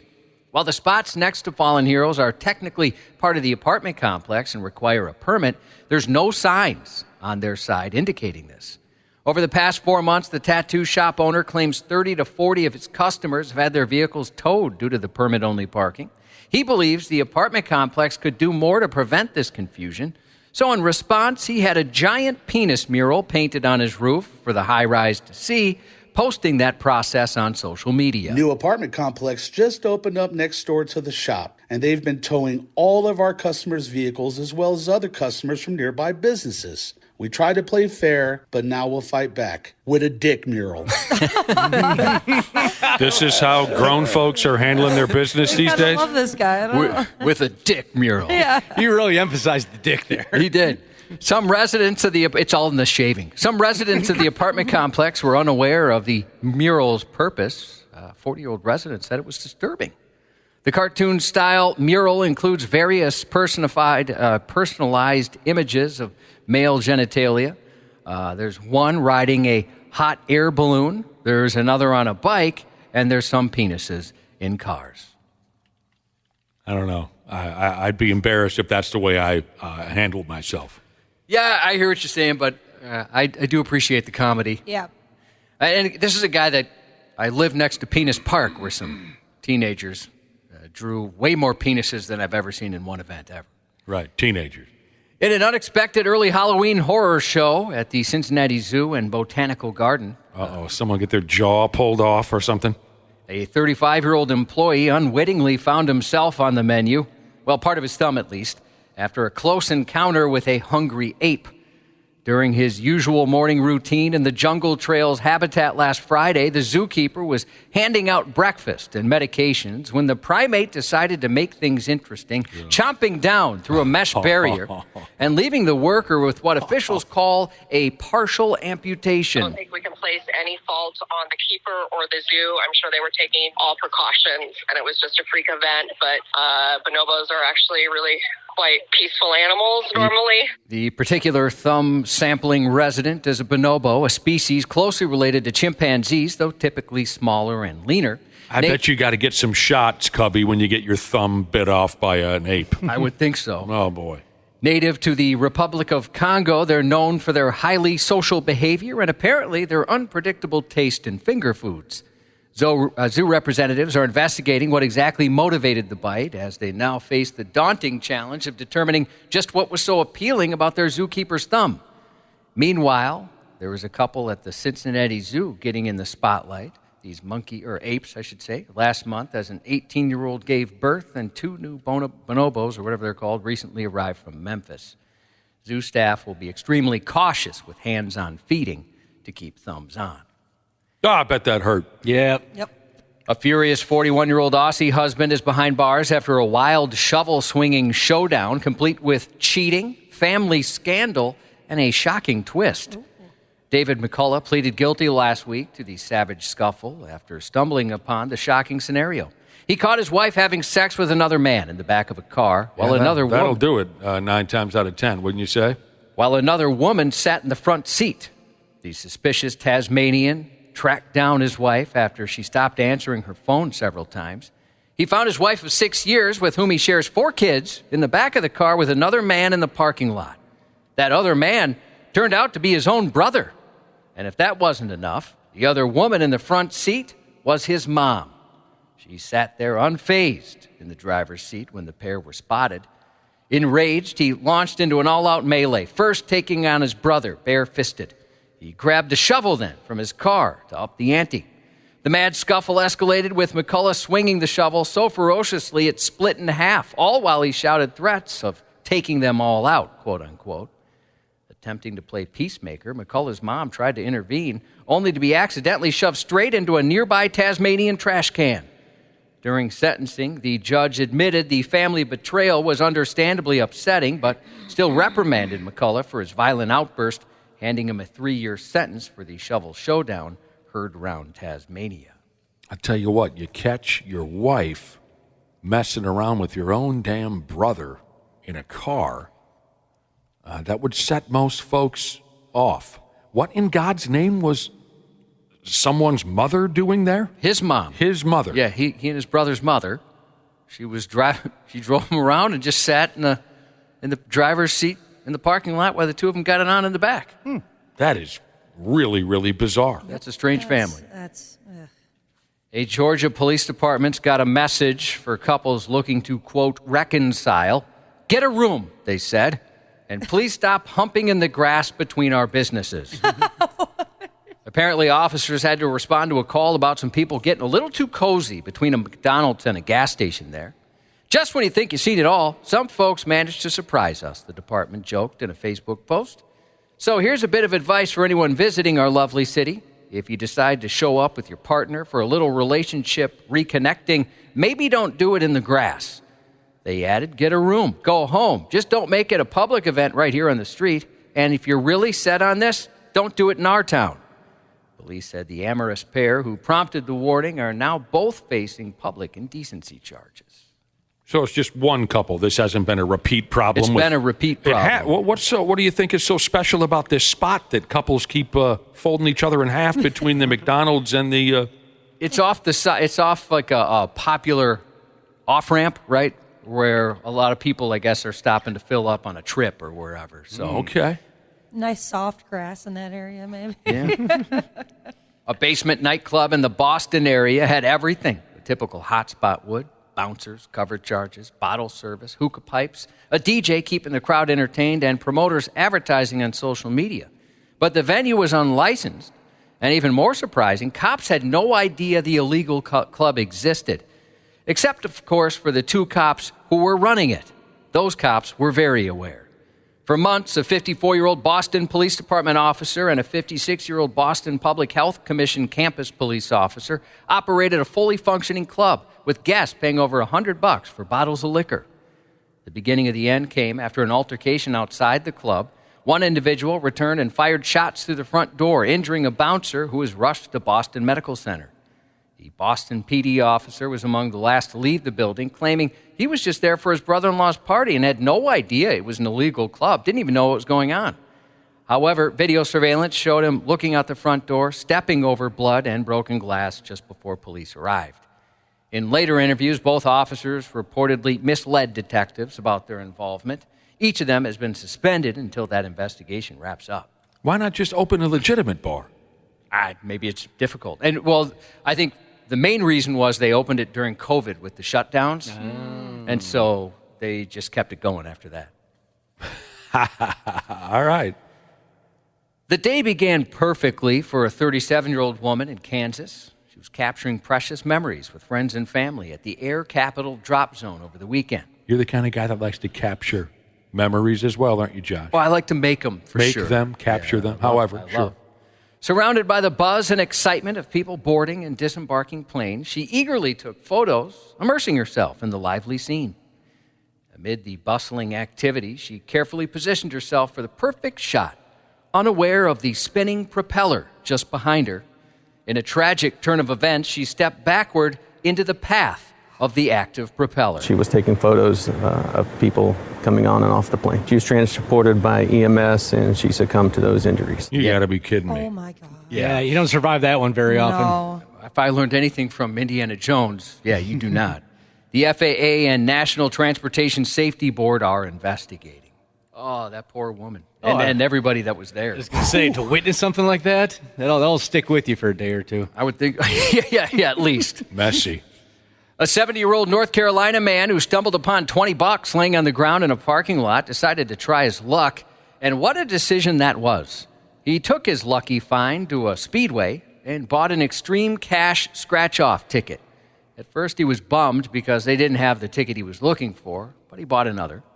And the accidental ticket purchased with the ground-found 20 ended up winning him $1 million big ones. Oh, wow. When asked what he'd spend the winnings on first, he said, "We're going to head straight to Golden Corral and eat everything they got." I love that. He said he also plans to use the money not spent at the popular restaurant known for its buffet-style dining to retire after working as a carpenter for 56 years, and he'll use the rest to find a cure for your mom's super chlamydia. Dude. Another lucky son of a gun, this time out of Michigan, won the lottery again last week, his second jackpot in 9 years. That shouldn't be allowed. He also plans on using his winnings for retirement. God, I've seen what you do for others. Please. You want God to spread it around a little bit? Don't you think if you win one lottery, you should be ineligible for a handful of years or something? And we even have rules at the radio station for how often someone can win. I know someone who won twice. Lottery? Yep. A girl I dated, she nannied for this family, and they had won 2 different times. And the second time they won, they bought a Corvette, and they had a personalized license plate indicating the particular lottery they won. Oh, wow. An Idaho woman who really loved takeout was caught stealing over $170,000 from her employer so she could order food from delivery apps. The former office manager for a now-defunct tractor supply company embezzled the 6-figure sum before the company closed last year. Well, yeah, all their money's gone. The 46-year-old takeout fanatic spent much of the cash on DoorDash, Uber Eats, and Facebook Pay. She also wrote herself checks from the company funds and deposited cash into a personal account on Cash App. Her scheme was uncovered when she failed to report the high income on her taxes. She was sentenced to 19 years of probation and ordered to pay over $170,000 in restitution to her old employer. Yeah, it's all over now. Yeah. That's a lot of money to spend on takeout. Yeah, it is. A 29-year-old, actually, Ashley, you were telling us off-air yesterday you have a new budgeting app that you're very mad at because it's been telling you how you've been spending your money. Yeah, it's very rude. And the worst is it's like, hey, you spent more last week. And it tells me I didn't spend it on anything that was worthwhile. Like, I didn't use it on bills or utilities. I do love that you were legitimately upset at the app doing exactly what it's supposed to do. I know, Not upset at your own decisions. I know. I thought, don't tell me this. Don't remind me. And placing blame is difficult for some people. And didn't you also say that it's none of your business how much money you're spending or where you're spending it? I said that's none of my business. I don't need to know that. A 29-year-old Uber Eats driver in Florida allegedly spit in a customer's face and stole hundreds of dollars in outdoor decorations from the victim's home. Apparently, the victim had confronted the driver about stealing food from her bag before it was delivered, and little did she know it was a lot more than that. According to the report, the driver was spotted by the customer taking their food while sitting in their car. When the customer came outside to confront the driver, she noticed her holding a decorative sign from outside her home that read, "Happy Fall, y'all." The customer managed to grab the yard sign back, but then the driver reportedly spat on her, tossed more pilfered lawn prizes into her vehicle, and drove off. Immediately afterward, the customer noticed 4 decorative pumpkins, missing 2. Cops later caught up with the driver, who's facing charges of burglary with assault and grand theft. If I had a sign that says it's fall, y'all, in my yard, I would hope that somebody would steal it. Oh, I find that adorable. I would hope that someone would just hit you over the head with it. Yeah, that sign is right up there with like the live, laugh, love. I didn't know this was a thing. It's fall, y'all. Happy fall, y'all. You've seen this before? No. Oh, yeah. Yes. Well, you have seen it before. Yes. No. Where have you seen someone holding a sign that says "Happy Fall, y'all"? Oh, I guess not holding a sign. This but is a like, yard sign. Like putting them up in their house or stuff Holding like that. it. Okay. Boy, I bet it's tough sometimes being an Uber Eats driver. You know what? When it would be toughest for me? If I'm delivering somebody a bag of those curly fries. Oh, dude, you have to take one, I'd have to put my greasy, unwashed hand in there. I think about that all the time. Don't you think, Josh, you'd have to snatch something up out of that bag? I don't know. I could probably resist the temptation, but I hear what you're saying. Curly fries are darn good. I always forget about curly fries. They're like crack rocks. Yeah, they are. That's why now on the bag they put the sticker. They seal it. Yeah, so they know if someone broke in. Oh, is that what they do? Mm-hmm. A town in Canada faces a big hurdle in the run-up to its November municipal election. No one wants to run for mayor because politics suck even in Canada. Officials in Kyle said the 61-year-old mayor elected in November 2021 is retiring this year, and so far, no candidates have come forward to take the office. Would you want the gig? To be mayor? Yeah. Probably not. An open spot on the town council also has no nominees. No one wants to run for town council. The chief administrative officer said 2 rounds of applications have gone out seeking nominations for mayor, but no one has signed up and no one is willing to run. That's funny. Wouldn't that suck if your friend put you up and they write you in? No, I'm mayor. Yeah, you just need probably 5 people to vote for you. Yeah. Yeah, I mean, I guess that's a sign of the times, right? Well, I'm not doing that. I don't want the death threats. No, thanks. I'll pass. Winona Ryder's 53 today. Oh, love her. Richard Dreyfuss, 77. Best of luck to dumb apprentice Sparky Jesus heading to Duluth to take his electrician journeyman test. Congratulations to boy mom Jesus for getting engaged a couple weeks ago. Happy birthday to shotgun Messiah Jesus and short but fat Jesus. She wishes her dad a happy birthday today. And that's 93X News. Randy Shaver is a big humper, literally humping everyone. He is social, but he's more concerned about humping everybody. on the Half-Assed Morning Show. It is a fastball. It's ripped down the line. It is gone! A 5th consecutive World Series game with a Freddie Freeman home run. And the Dodgers are on the board first in Game 3. 2-2 to Torres. Bouncing ball towards the middle. Edman with a spin and a throw. And the Dodgers dominate Game 3. They're a win away from a World Championship. A 3-0 series lead over the Yankees. It's Randy Shaver. Hello, Randy. Good morning. It's the Ass Man. Again on the program, Randy, the Los Angeles Dodgers could go ahead and wrap up a world title tonight. Certainly could. Probably will, actually. And they might as well put this World Series out of its misery because this sumbitch is done. Mm-hmm. Yeah. You know, for the matchup that a lot of people weren't interested in, it's gone pretty fast. So if the Dodgers put it away tonight, then I think there'll be a lot of people who were cheering to see the Tigers make it or Kansas City make it or somebody else make it.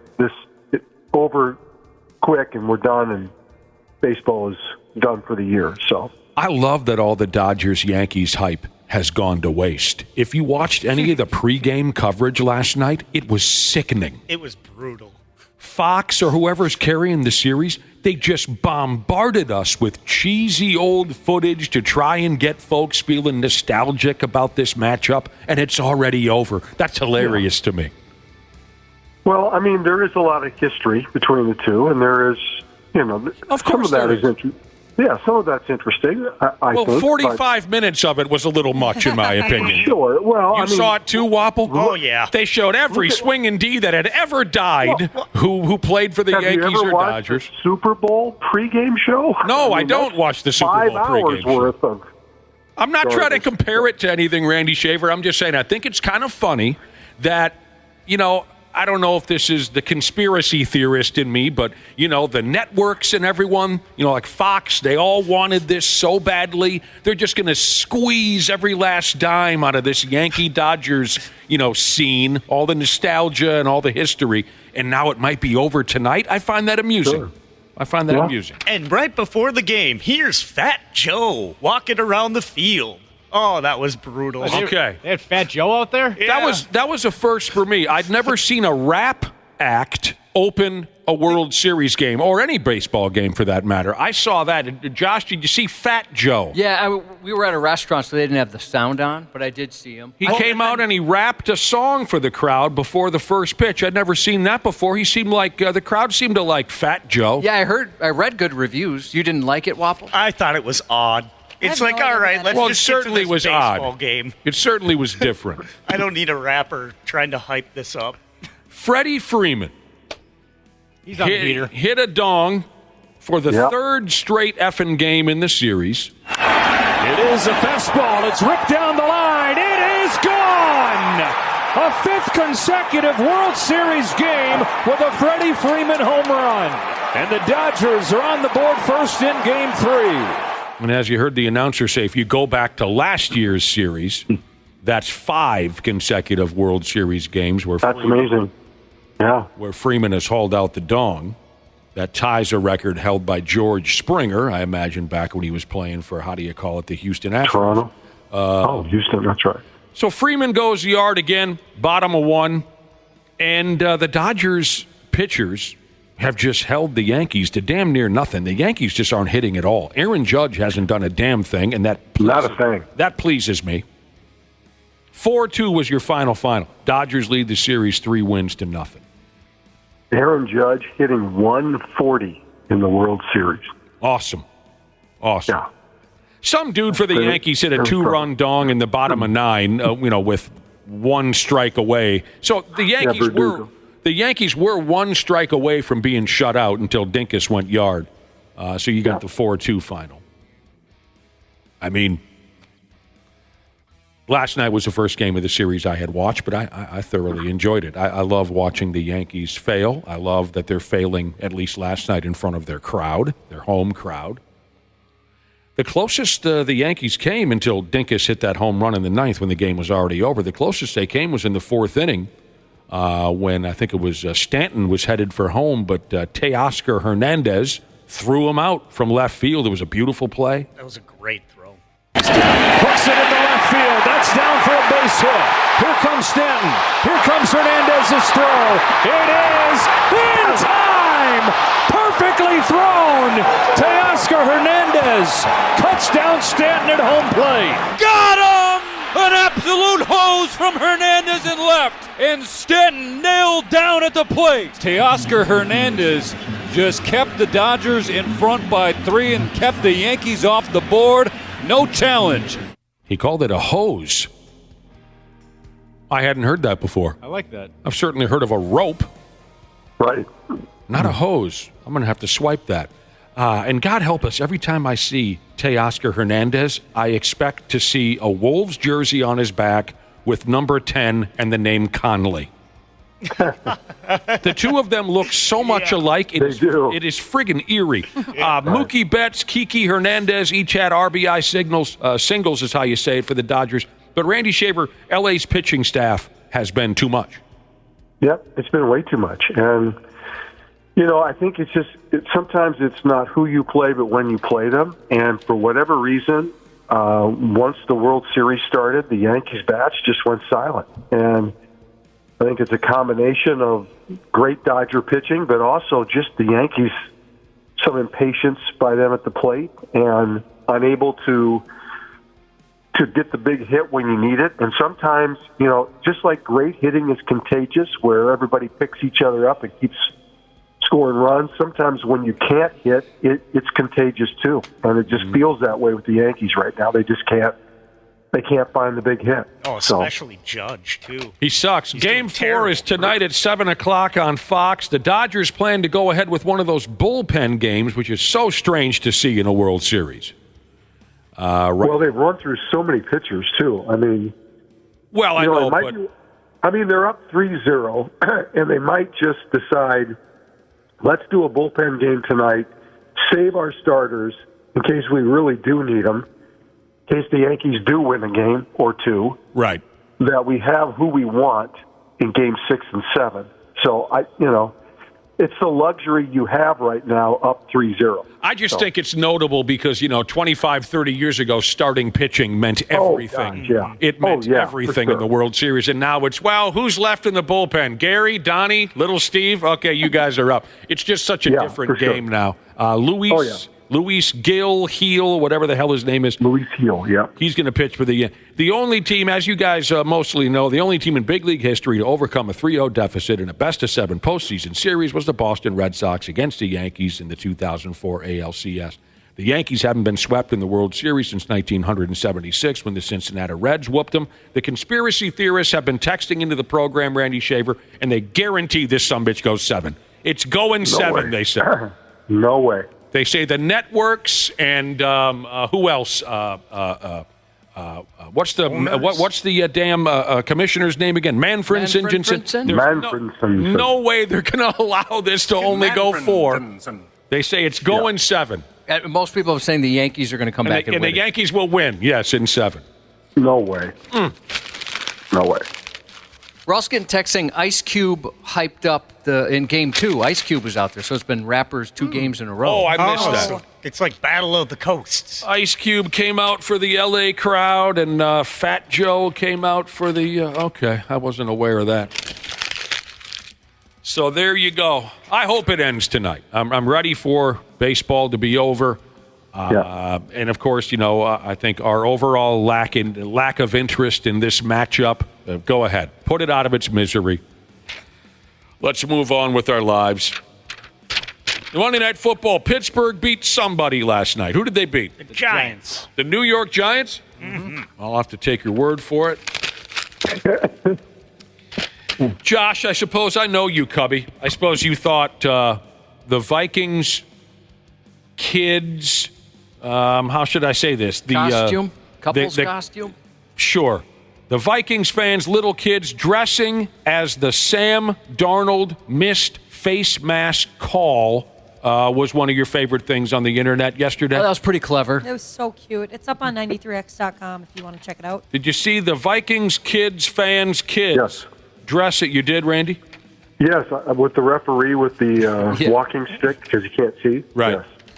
Yes. So good. Check that out on our website. There's a lot of laughs to be had there. It's got to be a little bit uncomfortable for the Sam Darnold in that group because you can't see anything because the helmet's in his face. You're right. He's got the worst of it, for sure. Yes. There you go. Very creative, though. Stanky Boy Jesus texted into the program. I got a kick out of this because there's no way it would ever happen, but I think he's just trying to stir up trouble.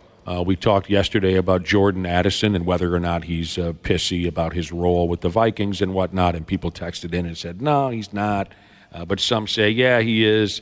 Stanky Boy Jesus. Back to yesterday's conversation about Jordan Addison. Let's just trade him for Antoine Winfield Jr. That trade would never happen, would it, Randy Shaver? No, would not.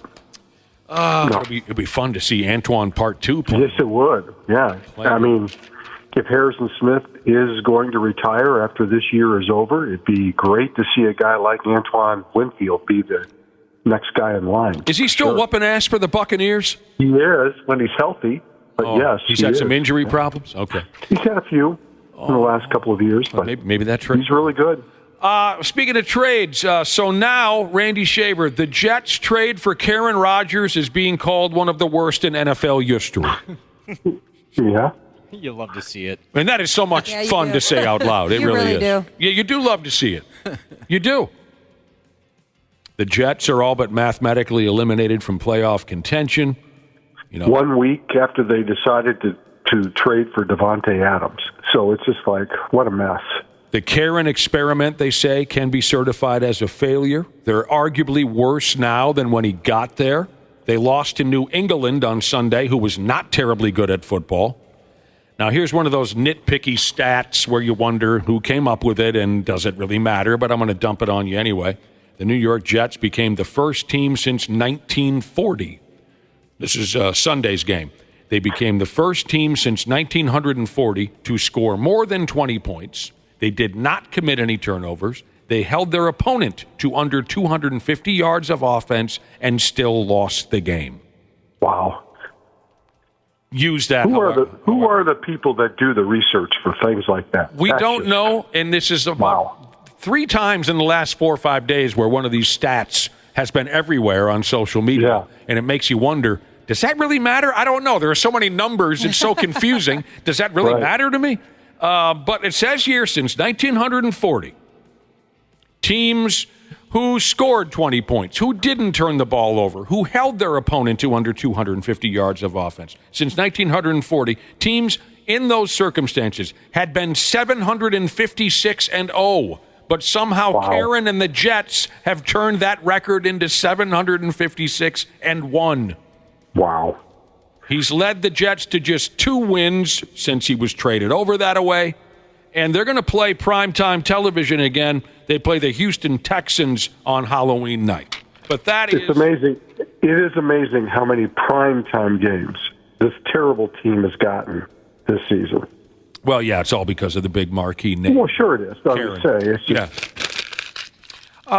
Here's a stat or a fact from Eastbound at Sundown Jesus. At least I'm going to go ahead and take his word for it. Back to Antoine Winfield Jr., who's become a great professional football player after a great career with the Golden Gophers. It says here the Vikings could have drafted Antoine Part 2 instead of someone called Jeff Gladney. Does anyone know what it means? He was a defensive back. To be Jeff Gladney. Yeah, that's a mistake, right? Wow. Yeah, that happens. That friggin' happens. A member of the Dallas Cowboys ball club got all pissy after they lost Sunday night to the San Francisco 49ers. This guy got all pissy and dumped the D's nuts joke on a reporter. I saw this. It's at the very end. It's tough to hear. You don't know football. You can't do nothing that I do. You can't go out there and do nothing. Stay in your lane, buddy. Stop playing me, bro. Just asking a question, Trayvon. That whole play, that's what you got from that. We can talk about it more. What were you doing then? Okay, I caught it. Could you hear that? It's tough to hear. What were Oh, you're right there. Or what were Talk you about D's nuts, he says. D's nuts! Randy, that would be a player by the name of Trevon Diggs. Trayvon. Yeah, Stefan Diggs' brother. Oh, They're bros. Apparently, the reporter put something out on social media, I think during the game. Yes. That he found out after the game. Yes. And came out to confront the reporter. That is true. I think that's how it went. You're correct. Yeah. Trayvon. I mean, if you're losing the football game like you just did, and you're worried about what some reporter put on social media right after the game, your priorities are in the wrong place. The reporter questioned the effort of Trayvon Diggs on a play or two when he put it out on social media. Well, so this Diggs guy must immediately, when he gets back to the locker room, he must go through social media to see if anybody picked on him. Yeah, especially after you lose like that, right? He didn't like that his effort was questioned. So, yeah, like Josh said, the audio is kind of tough to make out, but the reporter says, hey, I'm just doing my job, asking a question. And Trayvon Diggs, a grown man, said. Yeah, maybe he put it out as a question on social media. And so, I mean, it's not like he made a statement that he felt that way. Maybe if he puts it out like a question, then I guess you kind of cover yourself a little bit by saying that. So Trayvon Diggs said, you want to ask a question? Go ahead and ask a question about D's nuts. Kind of funny. But. Then he walked away because he had won that confrontation. He had obviously won. I don't think Mike McCarthy was very happy that his player went out there to confront a reporter after they lost another very difficult football game. That's no, like he the said last as thing much. he needs. Yeah, Who are you talking about, the Beav? The Beav. Yeah, yep. He said I don't think he was very happy with that. I love that friggin' guy. I love the Beaver. I love having him around, I hope he keeps a coaching job. He won't last forever in Dallas, of course. Nobody does. But I don't think there was. I don't think there was many. Sorry, I kind of was getting sick here this morning. I don't think there's many people who thought the Pittsburgh Steelers would be 6-2 to start the year, and the Dallas Cowboys would be whatever they are, 2-5 or Right. Limited. Was that the Russell Wilson factor? Yeah. Well, he's only played the last 2 games. Can we all agree that if the Cowboys had Russell Wilson, they'd be undefeated? Absolutely. Definitely. Yeah, the Cowboys are 3-4. I mean, you could even make the argument who thought the Washington Commanders would be 6-2 in that division. So, I mean, this could be a monumental season of disappointment for them. Usually they make the playoffs and flounder. Yeah, right. They may not even sniff the playoffs if this keeps going. That'll break a lot of hearts, won't it, Randy Shaver? Well, it'll cause a lot of concern in Dallas for sure. And I think their roster is aging, and it may be the start of a very long rebuilding process. Rebuilding process, yeah. You know what's aging, Cubby? D's nuts over here. I'll tell you that. Oh, God, for sure. I'm very happy for my broski, Jameis Winston, who will remain the starting quarterback for the Cleveland Browns after he engineered an upset win over the Baltimore Raven over the weekend. I missed all of this. I didn't know Winston was playing in this game. I had heard he wasn't going to play. So he went 27 of 41, 334 yards, and 3 touchdowns against Baltimore, including the game-winning toss with 59 seconds left in the game. I love Jameis Winston. He's a fun person, and I'm happy to see him hold down that job. Yeah, sure. The one problem is Cleveland is 2-6, and so not for long. I mean, 2-7. Goofball. It's going to take them another month just to get to 500, and they'd have to win 4 more games. I don't think they're going to do anything this year, but at least he made them respectable in the game against Baltimore, that's for sure. And someone told me that after the game he quoted Eminem. Does anyone know about this? I read that after the game, a reporter put one of those, what do you call that thing in the business? Microphone. They put a microphone in his yap, and he quoted Eminem. He said, like, you only get one shot, this and that. What is that? Do not miss your chance. Oh. I think I know that song. You get one chance in a lifetime. Ho! Yeah. Do not miss your chance to blow. He said something like that. He did. He went in a lifetime. You better lose yourself. He quoted Eminem, Josh. That's cool. He's a quotable individual. Like that. You guys like to have a few laughs now and again. Here's what I have for you, Randy Shaver. ESPN has announced that there will be something called a Simpsons alternate. I'll get there. That's not the way you say that. There will be something called a Simpsons alternate broadcast for the Cowboys-Bengals Monday night ball game in Week 14 of this here NFL season. It says here, get ready to travel to Springfield during this Simpsons alternate broadcast. So it says it's Bart and the Bengals versus Homer and the Cowboys. That might be the only way to watch that game. Now, it'll still be available, Randy Shaver, in the traditional format, okay, right? Yep. Sure. Those two teams, the way they're playing right now, I mean, neither team has won a home game yet this year. They're both only have 3 wins apiece.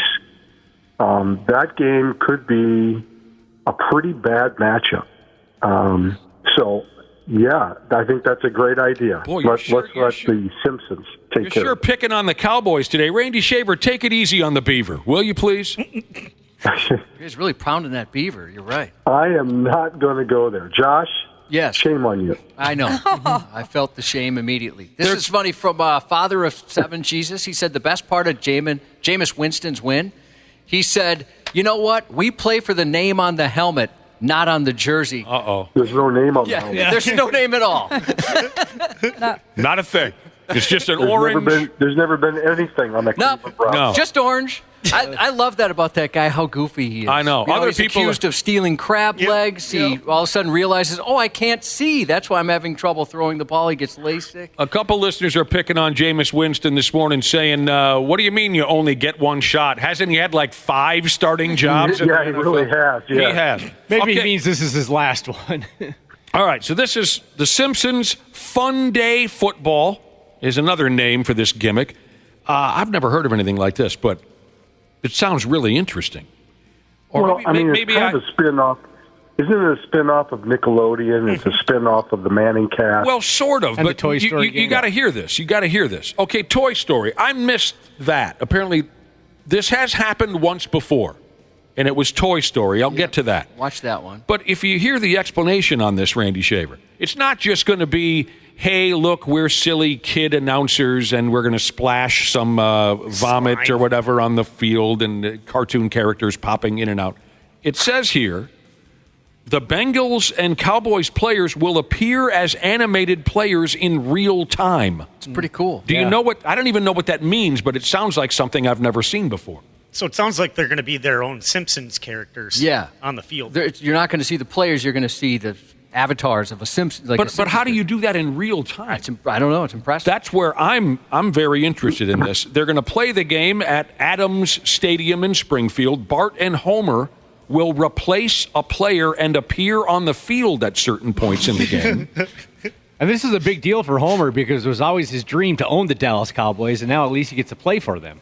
Okay, I wasn't aware of that either. So this isn't the first time Disney and ESPN have done something like this. As Dana said, there was a game last year between somebody and somebody else that was presented as a Toy Story simulcast. So is that how it played out? I'm watching the football game, and Toy Story characters are throwing and running the football instead of live human beings? Mm-hmm. No. Oh, it was? No, they were just there commenting and stuff. I was going to say, that was like a Jaguar and Falcons game, I think. Yeah, you're right. Yep. And they, I thought they were just there. So am I misunderstanding what I'm going to see here, Josh?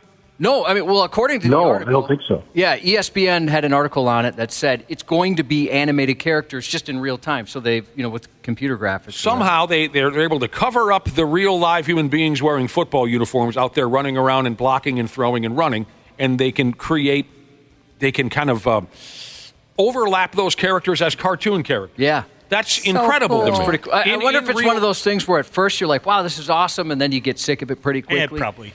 Who knows? I'm definitely going to check it out. Even if it gives me 10, 15 minutes, I'm good with that. I'm a simple person. That's really fascinating to me. Marge and Lisa Simpson will be interviewing players on the sideline. Maggie Simpson will be flying something called the Sky Cam. Other characters will make appearances. You'll probably see Barney the Drunk and the other people. I can't. Mr. Burns. That's really December 9th. I hope Flanders is there. Maybe Flanders. Yeah, he'll definitely be there. It's very funny. I hope everyone's drinking Flamin' Moe's. Mm-hmm. Or Duff. It would be Duff probably, don't you think? Duff beer? Oh, sure. Probably. They love to drink Duff beer in Springfield. Now, we've discussed this before. Speaking of drinking. Drinking and online shopping. Phew, that can be a dangerous combination. Yeah, it can. We've had conversations on that. By damn, we have Randy Shaver. Drinking and online shopping. Have you ever let those two things cross? No, because that would be a disaster. So the answer is no. I've never done that. I think you're really going to like this. I really do. A feller from over there in Wisconsin got drunk. He did. And then he went online looking to buy 14 tickets to watch the University of Alabama football team play. But instead, he bought 14 tickets to go see the band Alabama in concert. Oh, my gosh. How do you screw that up? That same thing actually happened to my sister-in-law recently. She was a little bit hammered on a Saturday night, decided, hey, that Vikings-Lions game, that's going to be huge. I'm going to need to go to that. Bought the tickets on the Ticketmaster app. The next day, she went back and looked at them. She bought Vikings-Lions tickets for a game in December in Detroit.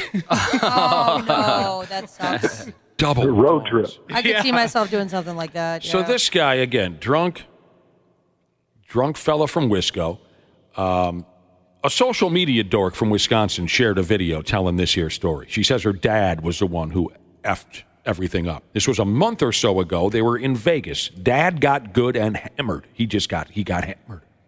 He told the family he had bought tickets to the Alabama-Wisconsin game. Now, first things first, Alabama played Wisconsin a month ago. So he thought he was buying tickets to the Alabama-Wisconsin game, so drunk he didn't realize that's already happened. Well, how were you able to buy tickets for it then? He didn't. He bought tickets to the Alabama concert. Oh, I gotcha. Okay. Before we go, Josh, can we hear Love in the First Degree?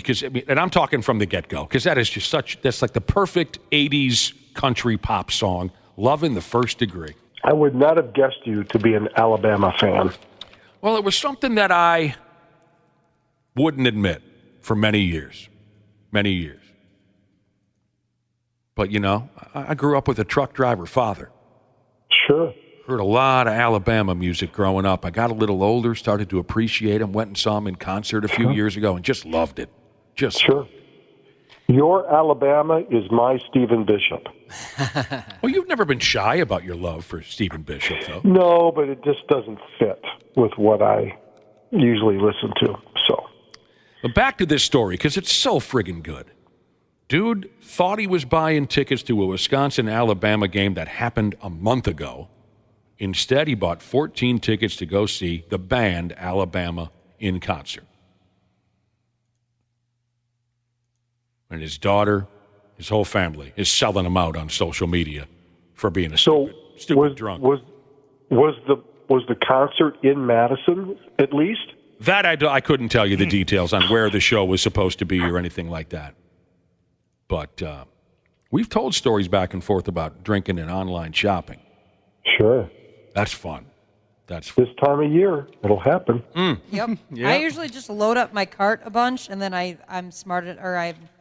usually fall asleep, actually, before I can press pay. That's called passing out. Yeah, that usually that works out well. I like sometimes when you get a package in the mail, you're like, and you don't remember, what is this? Oh, this must have been a gift from Drunk Dana. Yeah, that's fun. Alabama is not playing in Wisconsin or Alabama. What in the world?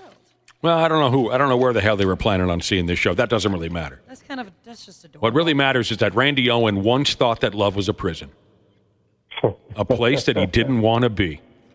And how many times, Josh, would you say in a country music song, how many times in the history of the genre has the phrase footloose and fancy free been used? I bet you can't even count that high. Yeah, I'd imagine if you want to be taken seriously, you better put it in one of your songs. Absolutely. You have to mention at one point or another that you were footloose and fancy free. Now, nowadays, if you don't mention a mason jar in your country song, they will throw you out of the business. Uh-huh. They will throw you smooth out on your ass if you don't include some phrasing about a mason jar. Or about your truck. Oh, yeah. Or yeah, dog. Your dog. Some religion. If you put your broke down house. If somebody had a country song and they put something in about an electric vehicle, would that be taken seriously as a country song? Oh, my God. That would be hilarious. Would you be booed off the stage? Me and my woman in our EV. Isn't that how they abbreviate it, Josh? EV, It's an EV. Yeah, they'd throw you out. Golden Gopher football quarterback Max Brosner. Did we mention this? Brosmer, whatever the hell his name is. Brosmer. Did we mention yesterday that he's the Big Ten Offensive Player of the Week? We did. I think we did. Oh, we did? I did. I thought we did. Okay. Oh, maybe not. Well, it doesn't matter. One way or the other, he is the Big Ten Offensive Player of the Week. He's very offensive. 320 passing yards against Maryland, 4 touchdown passes. We talked about how terrific he has been. We talked about that yesterday. He has been. This is something folks might get a kick out of. Marc-Andre Fleury will make his final start in Pittsburgh tonight. In the city where he won, 2-3 cups against whatever old bros are still left on the Penguins roster from back in the day. I would say Crosby, Malkin, Chris Letangski would maybe be the only ones left from those days.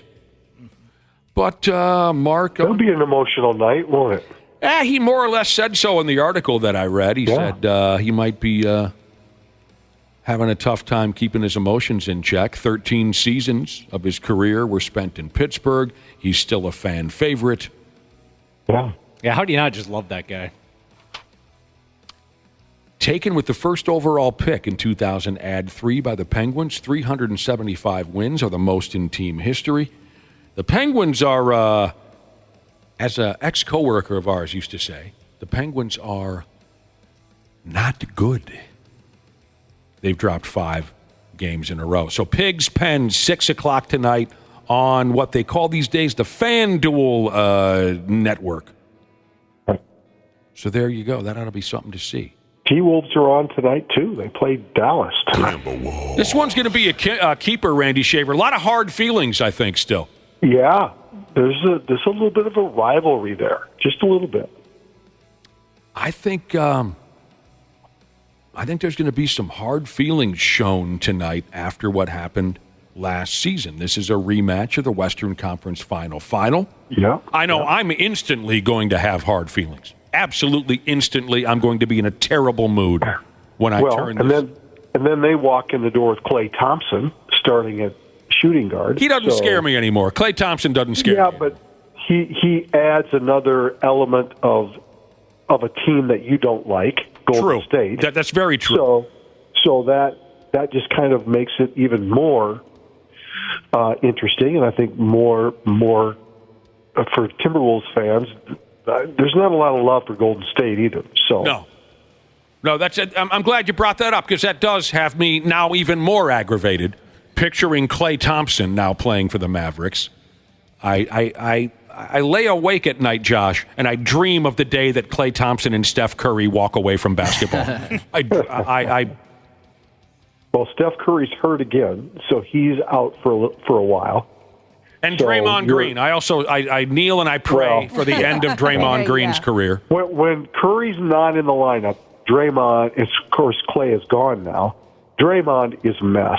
So I would anticipate that there'll be a few kicks in the nuts and suspensions and things coming because Draymond can't handle the fact that those two guys aren't going to be out there. Boy, I think you're going to see more of him, Nick. Seems like every broadcast wants him doing something with them. Isn't that the oddest thing? It is weird. I don't get it. It's odd. Well, you know what? It's like Chris Carter doing broadcasting. It's like Randy Moss doing broadcasting. Those are two guys that I never thought I would ever see do broadcasting. But they always had something poignant to say. You could never not want to talk to them after a game just because you didn't know what they were going to say. Yeah. And I think Draymond's the same way. Next thing you know, Todd Bertuzzi and Dale Hunter are going to host Hockey Night in Canada or something like that. Oh, God. But I'm telling you, tonight I'm very excited but also kind of pissy about tonight's Wolves-Mavericks game because I'm not looking forward to seeing friggin' Luka Doncic's mug again. And I think there's going to be some pushing and shoving and jaw-jacking tonight. I think there's going to be some hard feelings, and as you can tell, I'm kind of an emotional train wreck just thinking about it. 6:30 tonight, TNT is the channel for the Timberwolves. Speaking of the Wolves, did you guys see a Knicks fan posted a video of Anthony Edwards talking to the crowd? Did you guys have a chance to see that? Yeah. Oh, this is a few weeks old, is it not? It just like kind of went viral yesterday, but it's why he was talking about why he ago. didn't want to play for the Knicks because they'd boo him and things like that. Oh no, I don't know this. What happened now? There was a fan that is videotaping Anthony Edwards, and he asks him, he's like, "Oh, come play for the Knicks, like play for the Knicks," and he says he doesn't want to because he doesn't want to get booed on his off nights. Huh. Okay. By off, she means when he's not playing very well. Yeah. Okay. All right. Oh, I thought you were going to mention a few weeks ago someone made a big deal out of Edwards. When did they play the Knicks? In the preseason? Yeah, right? Yeah. Like 3 weeks ago, they played the Knicks in the preseason at Madison Square Garden. And a camera was on A1 from day one. Someone said, "Hey, Ant, maybe you can come here now and play with Carl." And Edwards said, "Hey, that'd be fun." And then they took a picture and left, and everyone panicked thinking that Edwards is planning to leave for New York. I thought that was the route you were going to take, but whatever. Okay. Do you guys want to get involved in bashing the Dwayne Wade statue? It looks terrible. It doesn't look very good. Terrible. He didn't look. He looked kind of disappointed. Yeah, it was an odd representation. Awful. Yeah. They should have just done like a wax figure. Those are really good. No one seems to be able to put together a decent athlete statue anymore, or maybe we're just too... Oh, I disagree. Go ahead. The George Mikan statue at Target Center. Oh, that's 35, 40 years ago. I said these days, like lately, whenever these days. Okay. Whenever a statue is made for an athlete, everyone, either the statues are not well done, the sculpture, whatever you want to call it, or we're asking for perfection. What's the word I'm looking for, Josh? We're expecting perfection, and that's impossible. Sure. It's little of one, little of the other. Wasn't it Joe Mauer's Hall of Fame bust just terrible? Yeah, that didn't look too good. Yeah, that was a rough one. I don't remember that one, but a lot of folks are making fun of Dwayne Wade's statue down there in Miami. One social media dork said he looks more like Fraser Crane. And when I looked, sure, but again, maybe we're asking for too much. We're asking for perfection, and that's impossible. Well, I thought this might be clickbait, but I don't think it is. It is pretty bad. It's that bad? Yeah, it's Yeah. You all done golfing for the year, Randy Shaver? Oh, I was done in June. Yeah? What's going on? It's more about pickleball now? Well, I haven't played that for a while either. What the hell have you been doing? Friggin' stupid podcast? Well, I've been kind of busy doing other things, but is there troubles? I'm sure I'll start playing a little bit of pickleball here now that the weather's starting to turn. So, are you having problems at home? Am I having problems at home? Yeah. No, actually. She's sick of you? Actually, is there usually problems at home? Well, sometimes. Go ahead. I'm at home by myself quite a bit, which is Nice. yeah. That's a beautiful thing. You remember that, Nick? When I used to be at home alone all the time? Yes. Yeah, it was magic. It was magic. It was. I miss those days. Yeah, I didn't mean to butt into your personal business, but my friggin' wife and your friggin' wife got together a few nights ago. I know. And my friggin' wife said that yours seemed a little down. Well, I don't think it's because of me. I'm kidding. Of course, they had a great time. So you haven't been golfing? Well, no. I mean, gosh, the last couple of days would have been perfect. Yeah. I mean, to me, there's no better time to golf than fall golf. I love this kind of weather. It's, I wish this was the way fall could stay. It's obviously not. Right. It's going to be like 45 on Wednesday or whatever. But, yeah, I mean, this is the best time of the year to golf. Oh, it's so hard finding your ball. Goes underneath the leaves. Oh, You're like, yeah. Great, can't find it. That's the only downside. That's why you bring like 20. And Randy, I wasn't trying to encourage you to get out there. Josh knows I discourage people from golfing. Right. Well, you can try to encourage me all you want. It's not going to work. I'm not going out there. I bring it up because golfers everywhere are talking about this video going round and round. A drunk golfer was arrested earlier this month after smashing his driver over another player's head out there on the golf course. Oh my gosh. Ouch. Kill a guy. What did you say, Ashley? It's up on 93x.com. Unfortunately, the video sucks.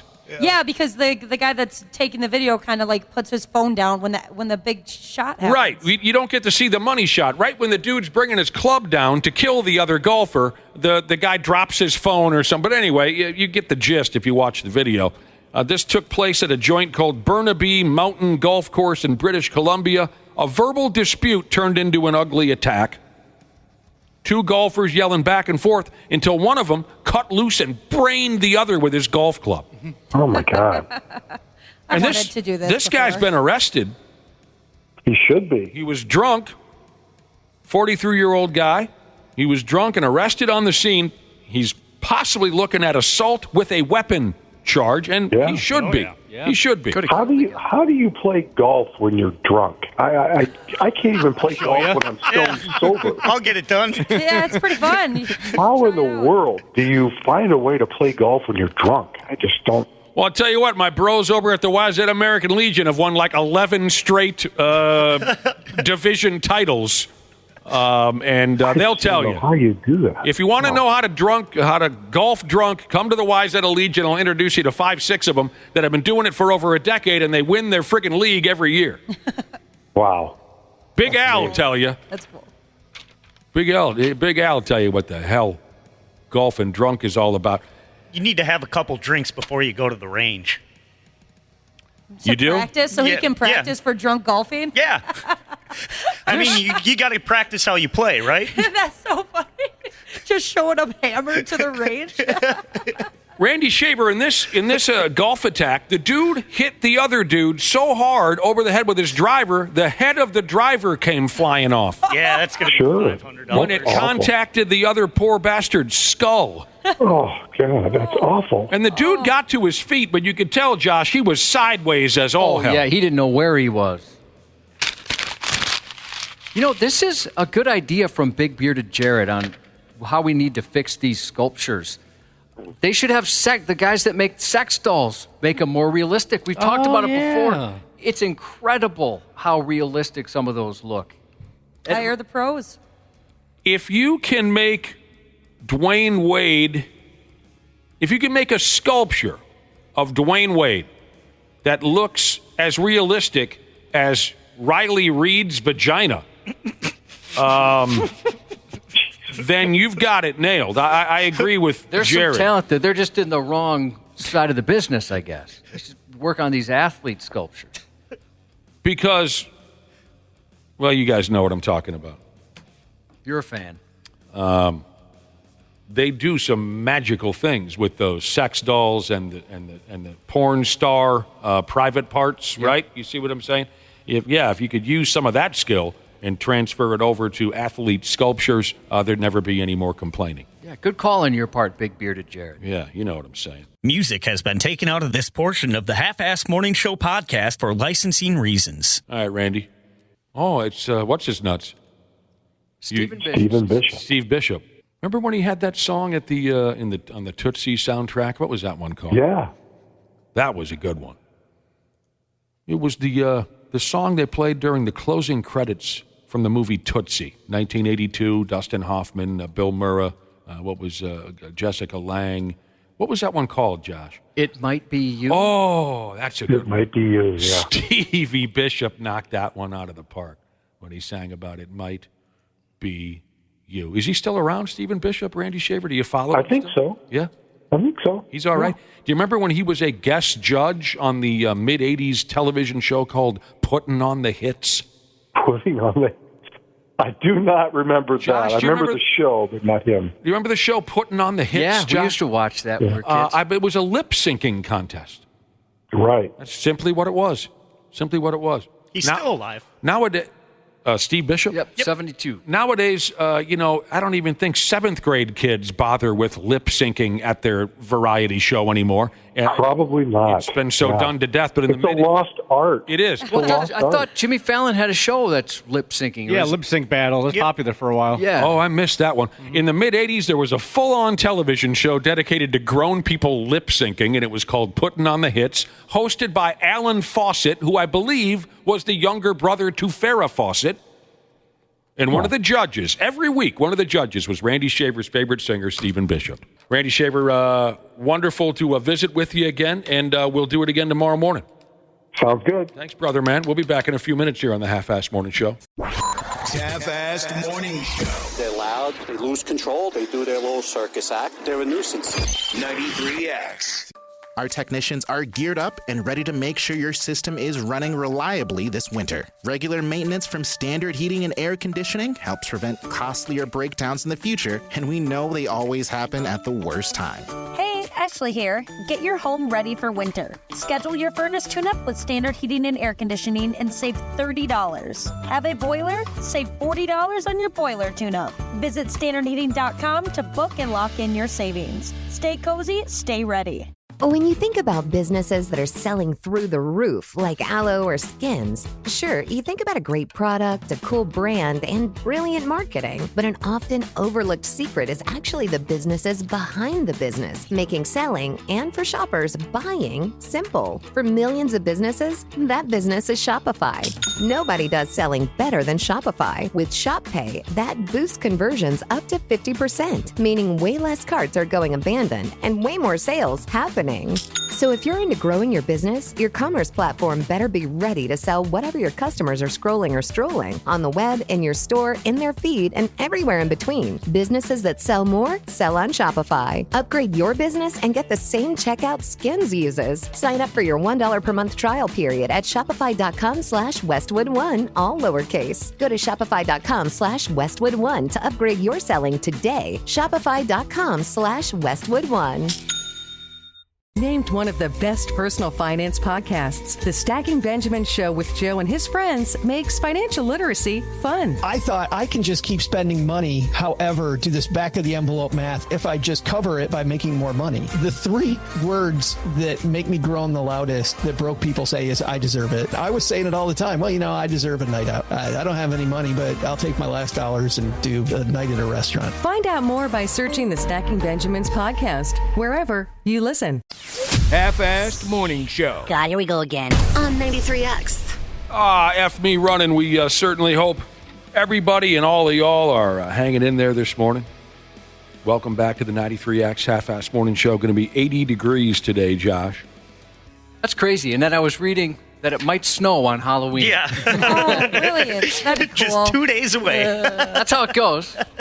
Back 25 some odd years ago, this would be the type of day where you and I would go hang out at one of the lakes over there in the Uptown neighborhood. We'd bring a hacky sack and our pet boa constrictor, and we'd just sit and wait for something cool to happen to us. I do miss those days a little bit. Boa constrictor died a number of years ago. Hacky has no sack anymore. Those days are gone.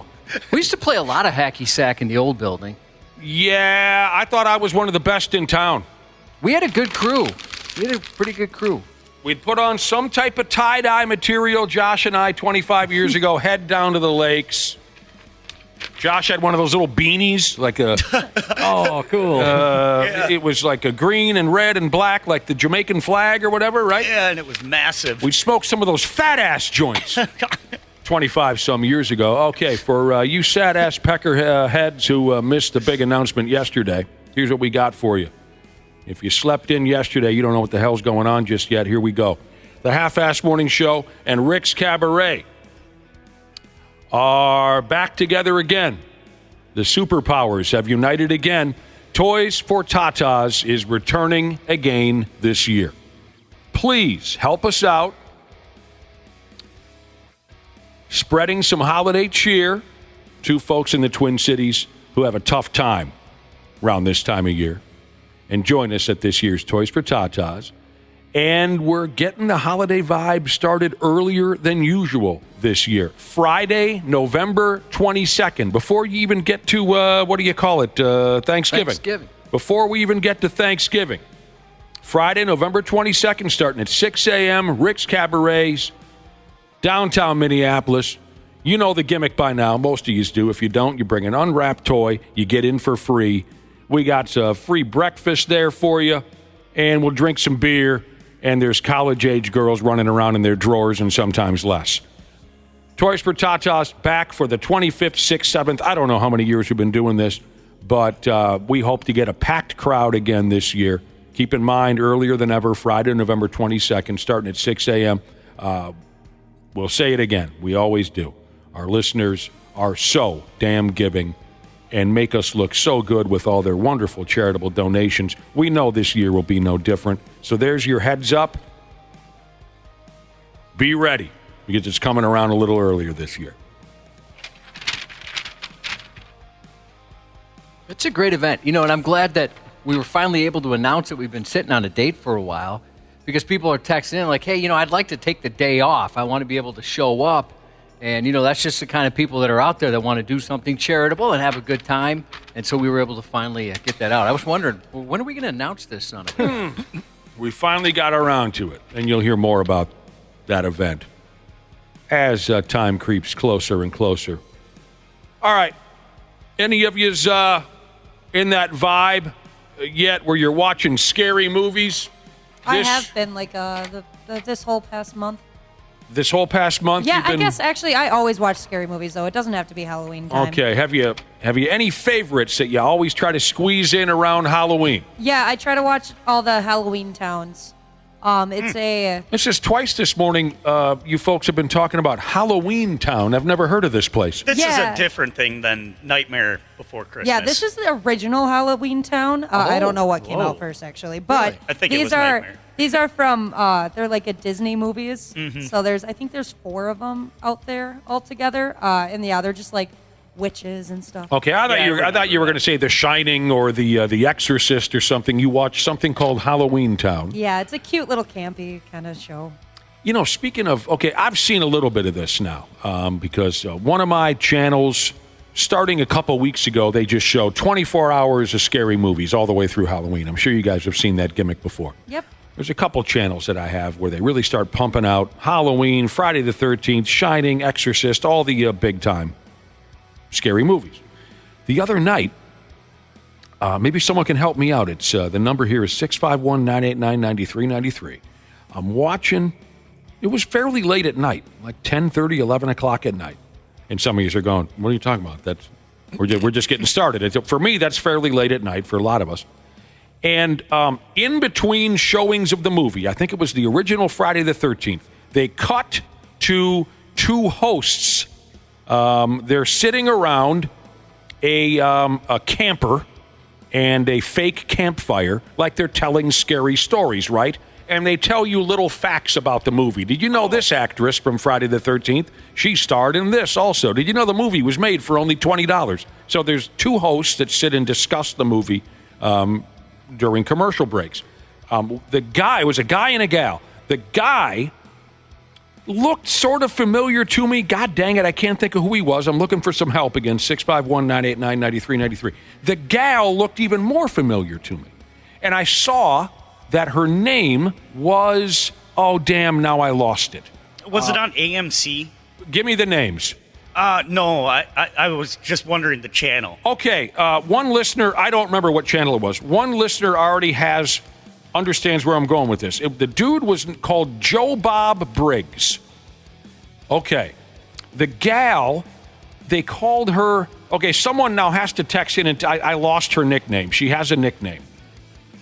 Where I'm going with this is I recognize the gal. She has a specific nickname, Trailer Park Nancy or something like that. Mail girl? Darcy the mail girl. That's it. Darcy the mail girl. Okay, they called her that on the show.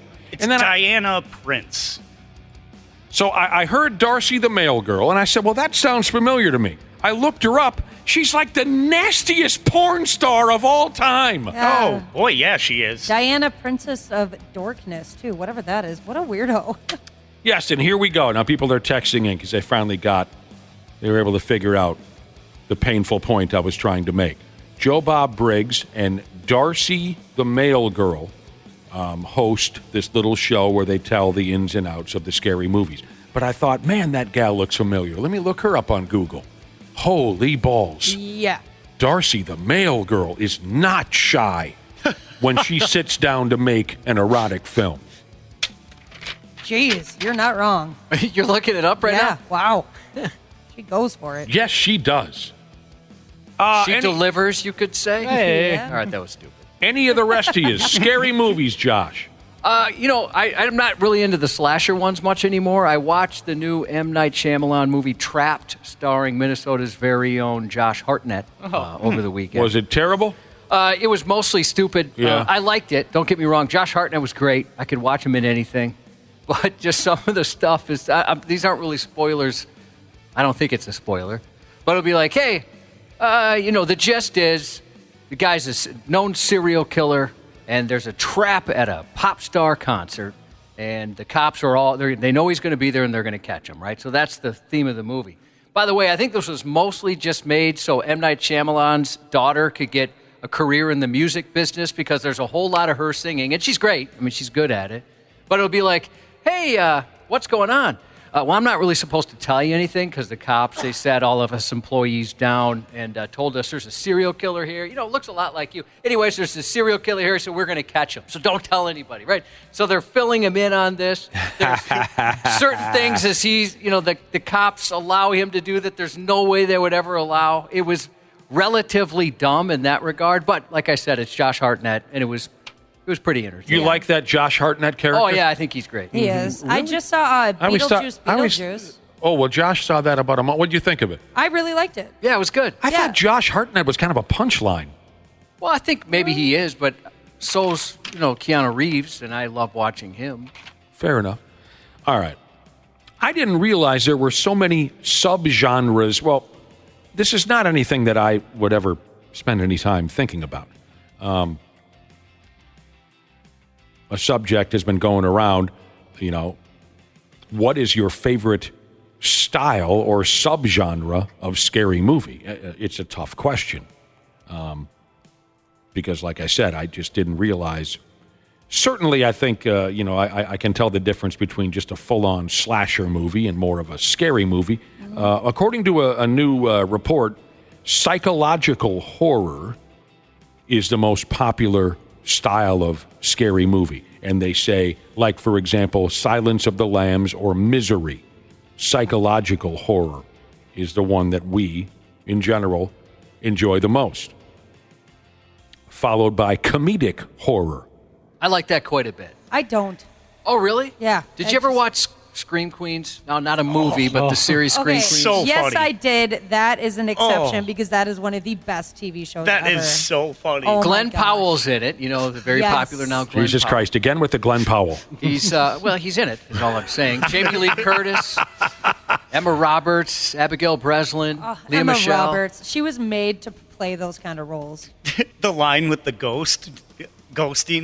Ghosting, yeah. That was so good. Different things of ghosting. That if you're looking for something that's just plain fun, Scream Queens. Yeah. All I right. really like that one. I dig it. Again, it's so interesting to me to read, to see all these different specific subgenres of a horror movie or a scary movie. So, psychological horror, comedic horror, the movies that they use as examples here, Shaun of the Living Dead. Is that how Shaun of the, no, it's just Shaun of the Dead. Yeah, Shaun of the Dead. That's a fun one. It's a misprint here. It says Shaun of the Living Dead. Shaun of the Dead is a riot. Yep. I love that movie.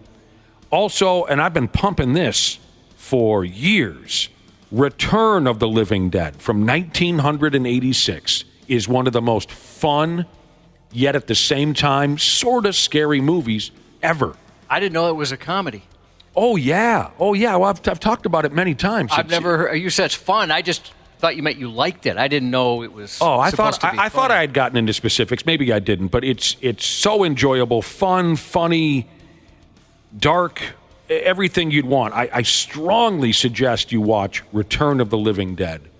I think I have the right year, 1986. Coming up next, our third favorite type of horror movie, supernatural. And they use examples like The Exorcist or Candyman or The Conjuring. I like those. Yeah, Supernatural. The Conjuring Definitely. was awesome. I always thought the Conjuring movies were terrible. Just terrible. I've seen 2, 3 of them. I don't understand why people are involved in The Conjuring. But The Exorcist, I absolutely love. Next up, straight ahead, full-on vampire movies. Never did. I think I got burned out on that. I used to like them, but I think I've seen so many now. At this point, I'm kind of burned out. I went through. Sorry, go ahead. Well, there's one vampire movie that I really love. And also, you're going to say, again, with the 80s, but, 1985, maybe a little later than that. Oh, God. What was it? Go ahead, Ashley, because now I lost the title. Oh, I was just going to say that, like, this last month, I've had this weird obsession with vampire movies. I think I've watched every single vampire show or movie you can find on Netflix at this point. Fright Night. Wasn't that a comedy? Familiar. It was on the lighter side. Yeah, it was on the lighter side. So maybe I shouldn't lump that in with the vampire movie. Maybe I should lump that in with comedic horror. But Fright Night, and they made it. It was remade a number of years ago, but the original, or at least the '80s version, I really enjoyed. A lot of folks involved in this report were not sure what their favorite genre or subgenre of scary movie would be. Where would thrillers land here? You think psychological horror? You're asking the wrong guy. This is the first I've ever broken down something like this. I wouldn't know. What do you mean, a thriller? Are you talking like horror movies? Those thriller are the best. horror? I don't know. Yeah, where you're like constantly on edge. Those I like those. I wouldn't know how to define that. Yeah, like Hellraiser. What would that be? I think that would probably Like go a with mystery? supernatural. Oh, yeah. That would be supernatural because he comes from hell or something like that. Yep. I think a thriller horror movie, what you're describing, Ashley, probably would have to be psychological. Because you're on edge. You're, oh my God. What's going to happen next? I want to get nightmares if I'm watching a scary movie. 31% of Americans say they never get nightmares from horror movies, but some say they always do. This was on the list, Tucker and Dale versus Evil. Brotherhood is saying is one of the best comedy horror movies. I haven't seen that. And I love Tyler Labine. Yeah, that was pretty good. Was it? Yeah, I think that guy can be really funny. Yeah, that was funny. I'm trying to remember if there was ever a specific scary movie that gave me nightmares. I mean, maybe I should think about that. I've never had nightmares. I've been creeped out, like had the heebie-jeebies from 2 in particular. But yeah, I've never actually had a nightmare. You're running up the stairs now at night. There was only one movie that made me do that, and that was The Fourth Kind. Okay. I guess what I was picturing, and maybe I overthought this, when they say 31% of Americans say they never get nightmares from horror movies, I was thinking specifically the movie plays itself into your nightmare. Certainly, scary movies have given me nightmares, but I was picturing that, I'm at the what's the hotel in The Shining again? I'm at the Overlook Hotel, or I'm being chased by Freddy Krueger. I was overthinking it. Zombieland. People are saying the Zombieland movies. Those are a lot of fun. Those were are great. good. Okay, those especially are the good. first one. Mm-hmm. I caught the first one. I did, and I really liked it. It was good. But I thought the second one was. I thought I had heard the second one was dog feces. Yeah, it was. It was okay. I mean, Bill Murray was funny. Yeah, it was all right. The first one was just so good. It's tough to. Something about Emma Stone shooting a shotgun. It's kind of hot. Well, I'd watch Emma Stone make a bologna sandwich, for Christ's sake. I mean, everything that she does, I think, is quite attractive. The 93X Half-Assed Morning Show. I hate them. All of them, bro. Before you know it, we'll be out of here. We were chatting a little bit about scary movies. Of course, Halloween coming up in a couple of days. Scary movies. I didn't know there were so many subgenres of scary movies. Psychological, straight-up vampire movies, comedy, horror, all these different things mixed in. Psychological thrillers, psychological horror movies, I guess, are the most popular amongst Americans. Sometimes those movies give us nightmares. I got a text from White Bear Jesus. He said, if you wanted to see a psychological thriller that will absolutely lead to nightmares, you should have met my ex-wife.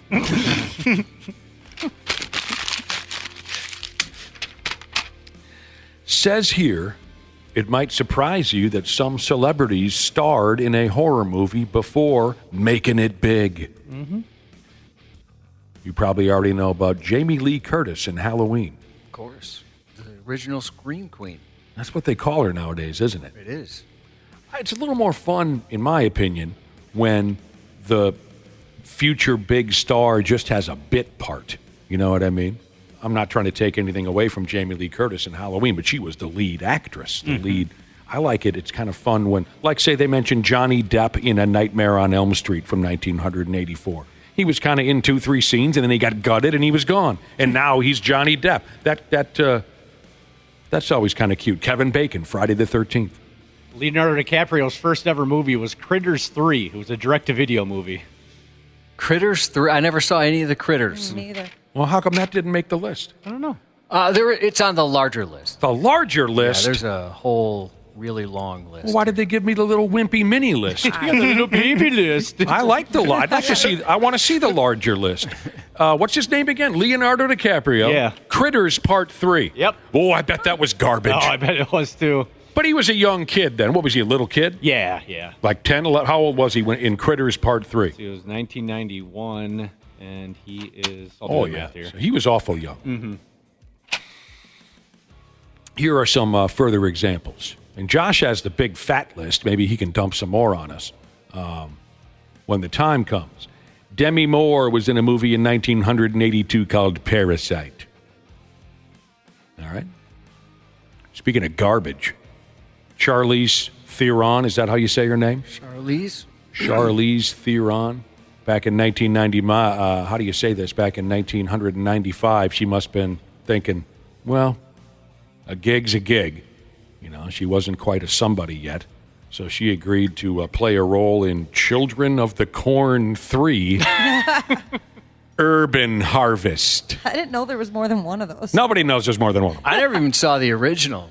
Never saw it all the way through. Didn't grab me. Charlize Theron, one of her first roles was Children of the Corn 3. And her agent must have said, I'm sorry, but, the more exposure, that you get, the better gigs I can land for you. Okay, I'll do Children of the Corn 3. Drew Barrymore, Firestarter. See, that doesn't count, in my opinion, because that was a couple years after E.T. I agree with you. She was huge. Yeah. I mean, there was only one reason why anyone went to see Firestarter. It's because Drew Barrymore was so excellent in E.T., so I don't know why that made the list. George Clooney in 1987. He was in Return to Horror High. And he was also in, I've heard of that before. I've heard of that. Maybe I've even seen Return to Horror High. He was also in something called Return of the Killer Tomatoes. I didn't know they came back. Did you see Attack of the Killer Tomatoes, Josh? That was an early 80s. Never the full thing. I've seen parts of it. Gimmicky, silly. It's not really meant to be horror. George Clooney, sure, he's a big shot now. I don't know what it means to be Jenna Ortega. Sure, she's popular nowadays. Popular. But she appeared, over 10 years ago, she appeared in Insidious Chapter 2, just getting started before making it big. Oh, no way. Huh. I'll have to look out for her when I watch that again. I also thought the Insidious movies were just stupid. I've said it before. The horror movies these days, they just can't hold up to the stuff from the 70s, 80s, even 90s. Jennifer Aniston, 1993, she was just starting to let her buck. So she said, go ahead and put me in a movie called Leprechaun. No way. She's in Leprechaun? Is that pretty bad? I've seen little bits and pieces. I've never seen it, but every single time it comes up on these lists. Never saw it. Yeah, I've heard that many times. Jennifer Aniston, Leprechaun. In the expanded list, they have her friend's co-star Lisa Kudrow in a movie called The Unborn. It is the unborn. Maybe it's how they said it in the movie. I also don't think this one counts. We mentioned that Drew Barrymore shouldn't have been on this list. Again, stars who found a role in a horror movie before making it big. Drew Barrymore made it big in E.T. 2 years later, she does Firestarter. I also don't think this one should count. They're throwing in John Travolta from the movie Carrie in 1976. He had fairly established himself with Welcome Back, Kotter. So it wasn't as if people were watching the movie saying, well, who's this John Travolta guy? He was quite popular at that point. And I have to say, though, I love the 1976 movie Carrie. I will watch it anytime it's on my television. I think that movie is so well done. And John Travolta deserves so much credit. He played a perfect, sleazy, nasty, careless prick bastard in that movie. I'll always sing his praises for that role. He was great in that movie. Ryan Gosling, I'm having trouble picturing who that is, even though I hear his name all the time. In 1996, he was in a program called Frankenstein and Me. I don't know if that was meant to be scary. It doesn't sound scary. It doesn't sound scary to me either. Sounds like maybe a kid's movie. He was great in The Gray Man, Ryan Gosling. Did you guys see that movie? Never saw it. Oh, it's awesome. You should watch that. Scary movie? No, it's not scary. Oh. Just if you're looking for something to watch with him. Jon Stewart, the guy from The Daily Show, is that who that is? Yep. He was in a movie in 1998 called The Faculty. I saw that movie. It was terrible. Oh, that was a bad movie. Anna Taylor-Joy. I didn't know that when she made The Witch, which also was terrible, when she made The Witch in 2015, I thought she was already a somebody. The first time I ever saw Anya Taylor-Joy was in Queen's Gambit. Yeah, that's the first time I ever heard of her. And Okay, she was when awesome was in that? When was that? Recent? Just a couple years ago. 2020. Oh, okay. So, I'll have to go along with it. But yeah, maybe she did something before that and I just wasn't aware of her. I watched The Witch, and I did not know that she was new to the business. Is this on the deeper list? Josh has the deeper list. I always enjoy hearing about this. It's mentioned whenever one of these lists comes up. A big-time star who started off in horror movies. I always enjoyed this one just because I enjoyed the movie series so much. Matthew McConaughey and Renee, how do you say her name? Renee Zellweger. Matthew McConaughey and Renee Zellweger in Texas Chainsaw Effin' Massacre Part 2. They don't have either one of them on. Really? Maybe that bit has been just played out because I love that movie. It's so stupid, but it's Texas Chainsaw, so I'll always love their movies. Have you guys seen Texas Chainsaw Part 2? No. Oh, you got to see it. It's so dopey and hilarious. There's a dude who's got a metal plate in his head, and it sticks out underneath his skin. You following this so far? Yeah. And he takes a hanger and he lights a hanger on fire. This is what he does in every scene that he's in. He lights the hanger on fire and he sizzles a little bit of that skin on his head, and then he picks it off and then he eats it. Ah, yuck. I'm sure there's plenty of folks in our listening audience who know who I'm talking about. He's a famous horror movie guy. I think he ended up in some of those. What were those bad Rob Zombie horror movies? There was a series of them. Oh, House of Wax? No, the other one. Oh my God. Oh, I feel so dumb. Something, House of 1,000 Corpses. Right, that one, and then the next one. Anyway, the guy who plays that lights a hanger with a cigarette lighter and takes the skin off of his. He's a known guy. Horror fans love and know and love the guy. But you got to see Texas Chainsaw Part 2 just for that character. That character is so fascinating. Chop Top. People are saying they call him Chop Top in the movie. Okay, fair enough. Bill Moseley? I don't know. That sounds right. I'll go with it. Yeah. Sandra Bullock, they had her on the list from The Vanishing in 1993. Oh, really? That was her first. I remember that movie. It's awful. And then Tom Hanks from He Knows You're Alone in 1980. Oh. Yeah. He knows that I'm alone? Yeah, he's very aware. What's he going to do about it? I don't know, but I bet it's not good. Like try to invade my privacy? Try to get into my business? Possibly steal your identity? Who knows? Okay, people are saying Bill Moseley is the actor's name and the character's name, Chop Top. That's a fun one. If I could go back again, Return of the Living Dead. Effing fun, also kind of gross and kind of scary and everything that you'd want. And then Texas Chainsaw Part 2. Dennis Hopper also plays a role in Texas Chainsaw Part 2. I like Dennis Hopper. Yeah. Yeah, he's good. Good times. Reefer Van Jesus texted a happy birthday shout out to his smoke show of a wife, Megan. Happy 13th anniversary to Big Head Jesus and Rickshaw Jesus, and thanks again for listening. The 93X Half-Assed Morning Show. 93 Earth. The 93X Half-Ass Morning Show podcast is sponsored by Standard Heating and Air Conditioning. New episodes drop each weekday. If your podcast platform has ratings, go ahead and give us 5 stars and maybe give our enemies 1. Thanks, and here's a word from our sponsor. Hey, Ashley here. Get your home ready for winter. Schedule your furnace tune-up with Standard Heating and Air Conditioning and save $30. Have a boiler? Save $40 on your boiler tune-up. Visit standardheating.com to book and lock in your savings. Stay cozy, stay ready.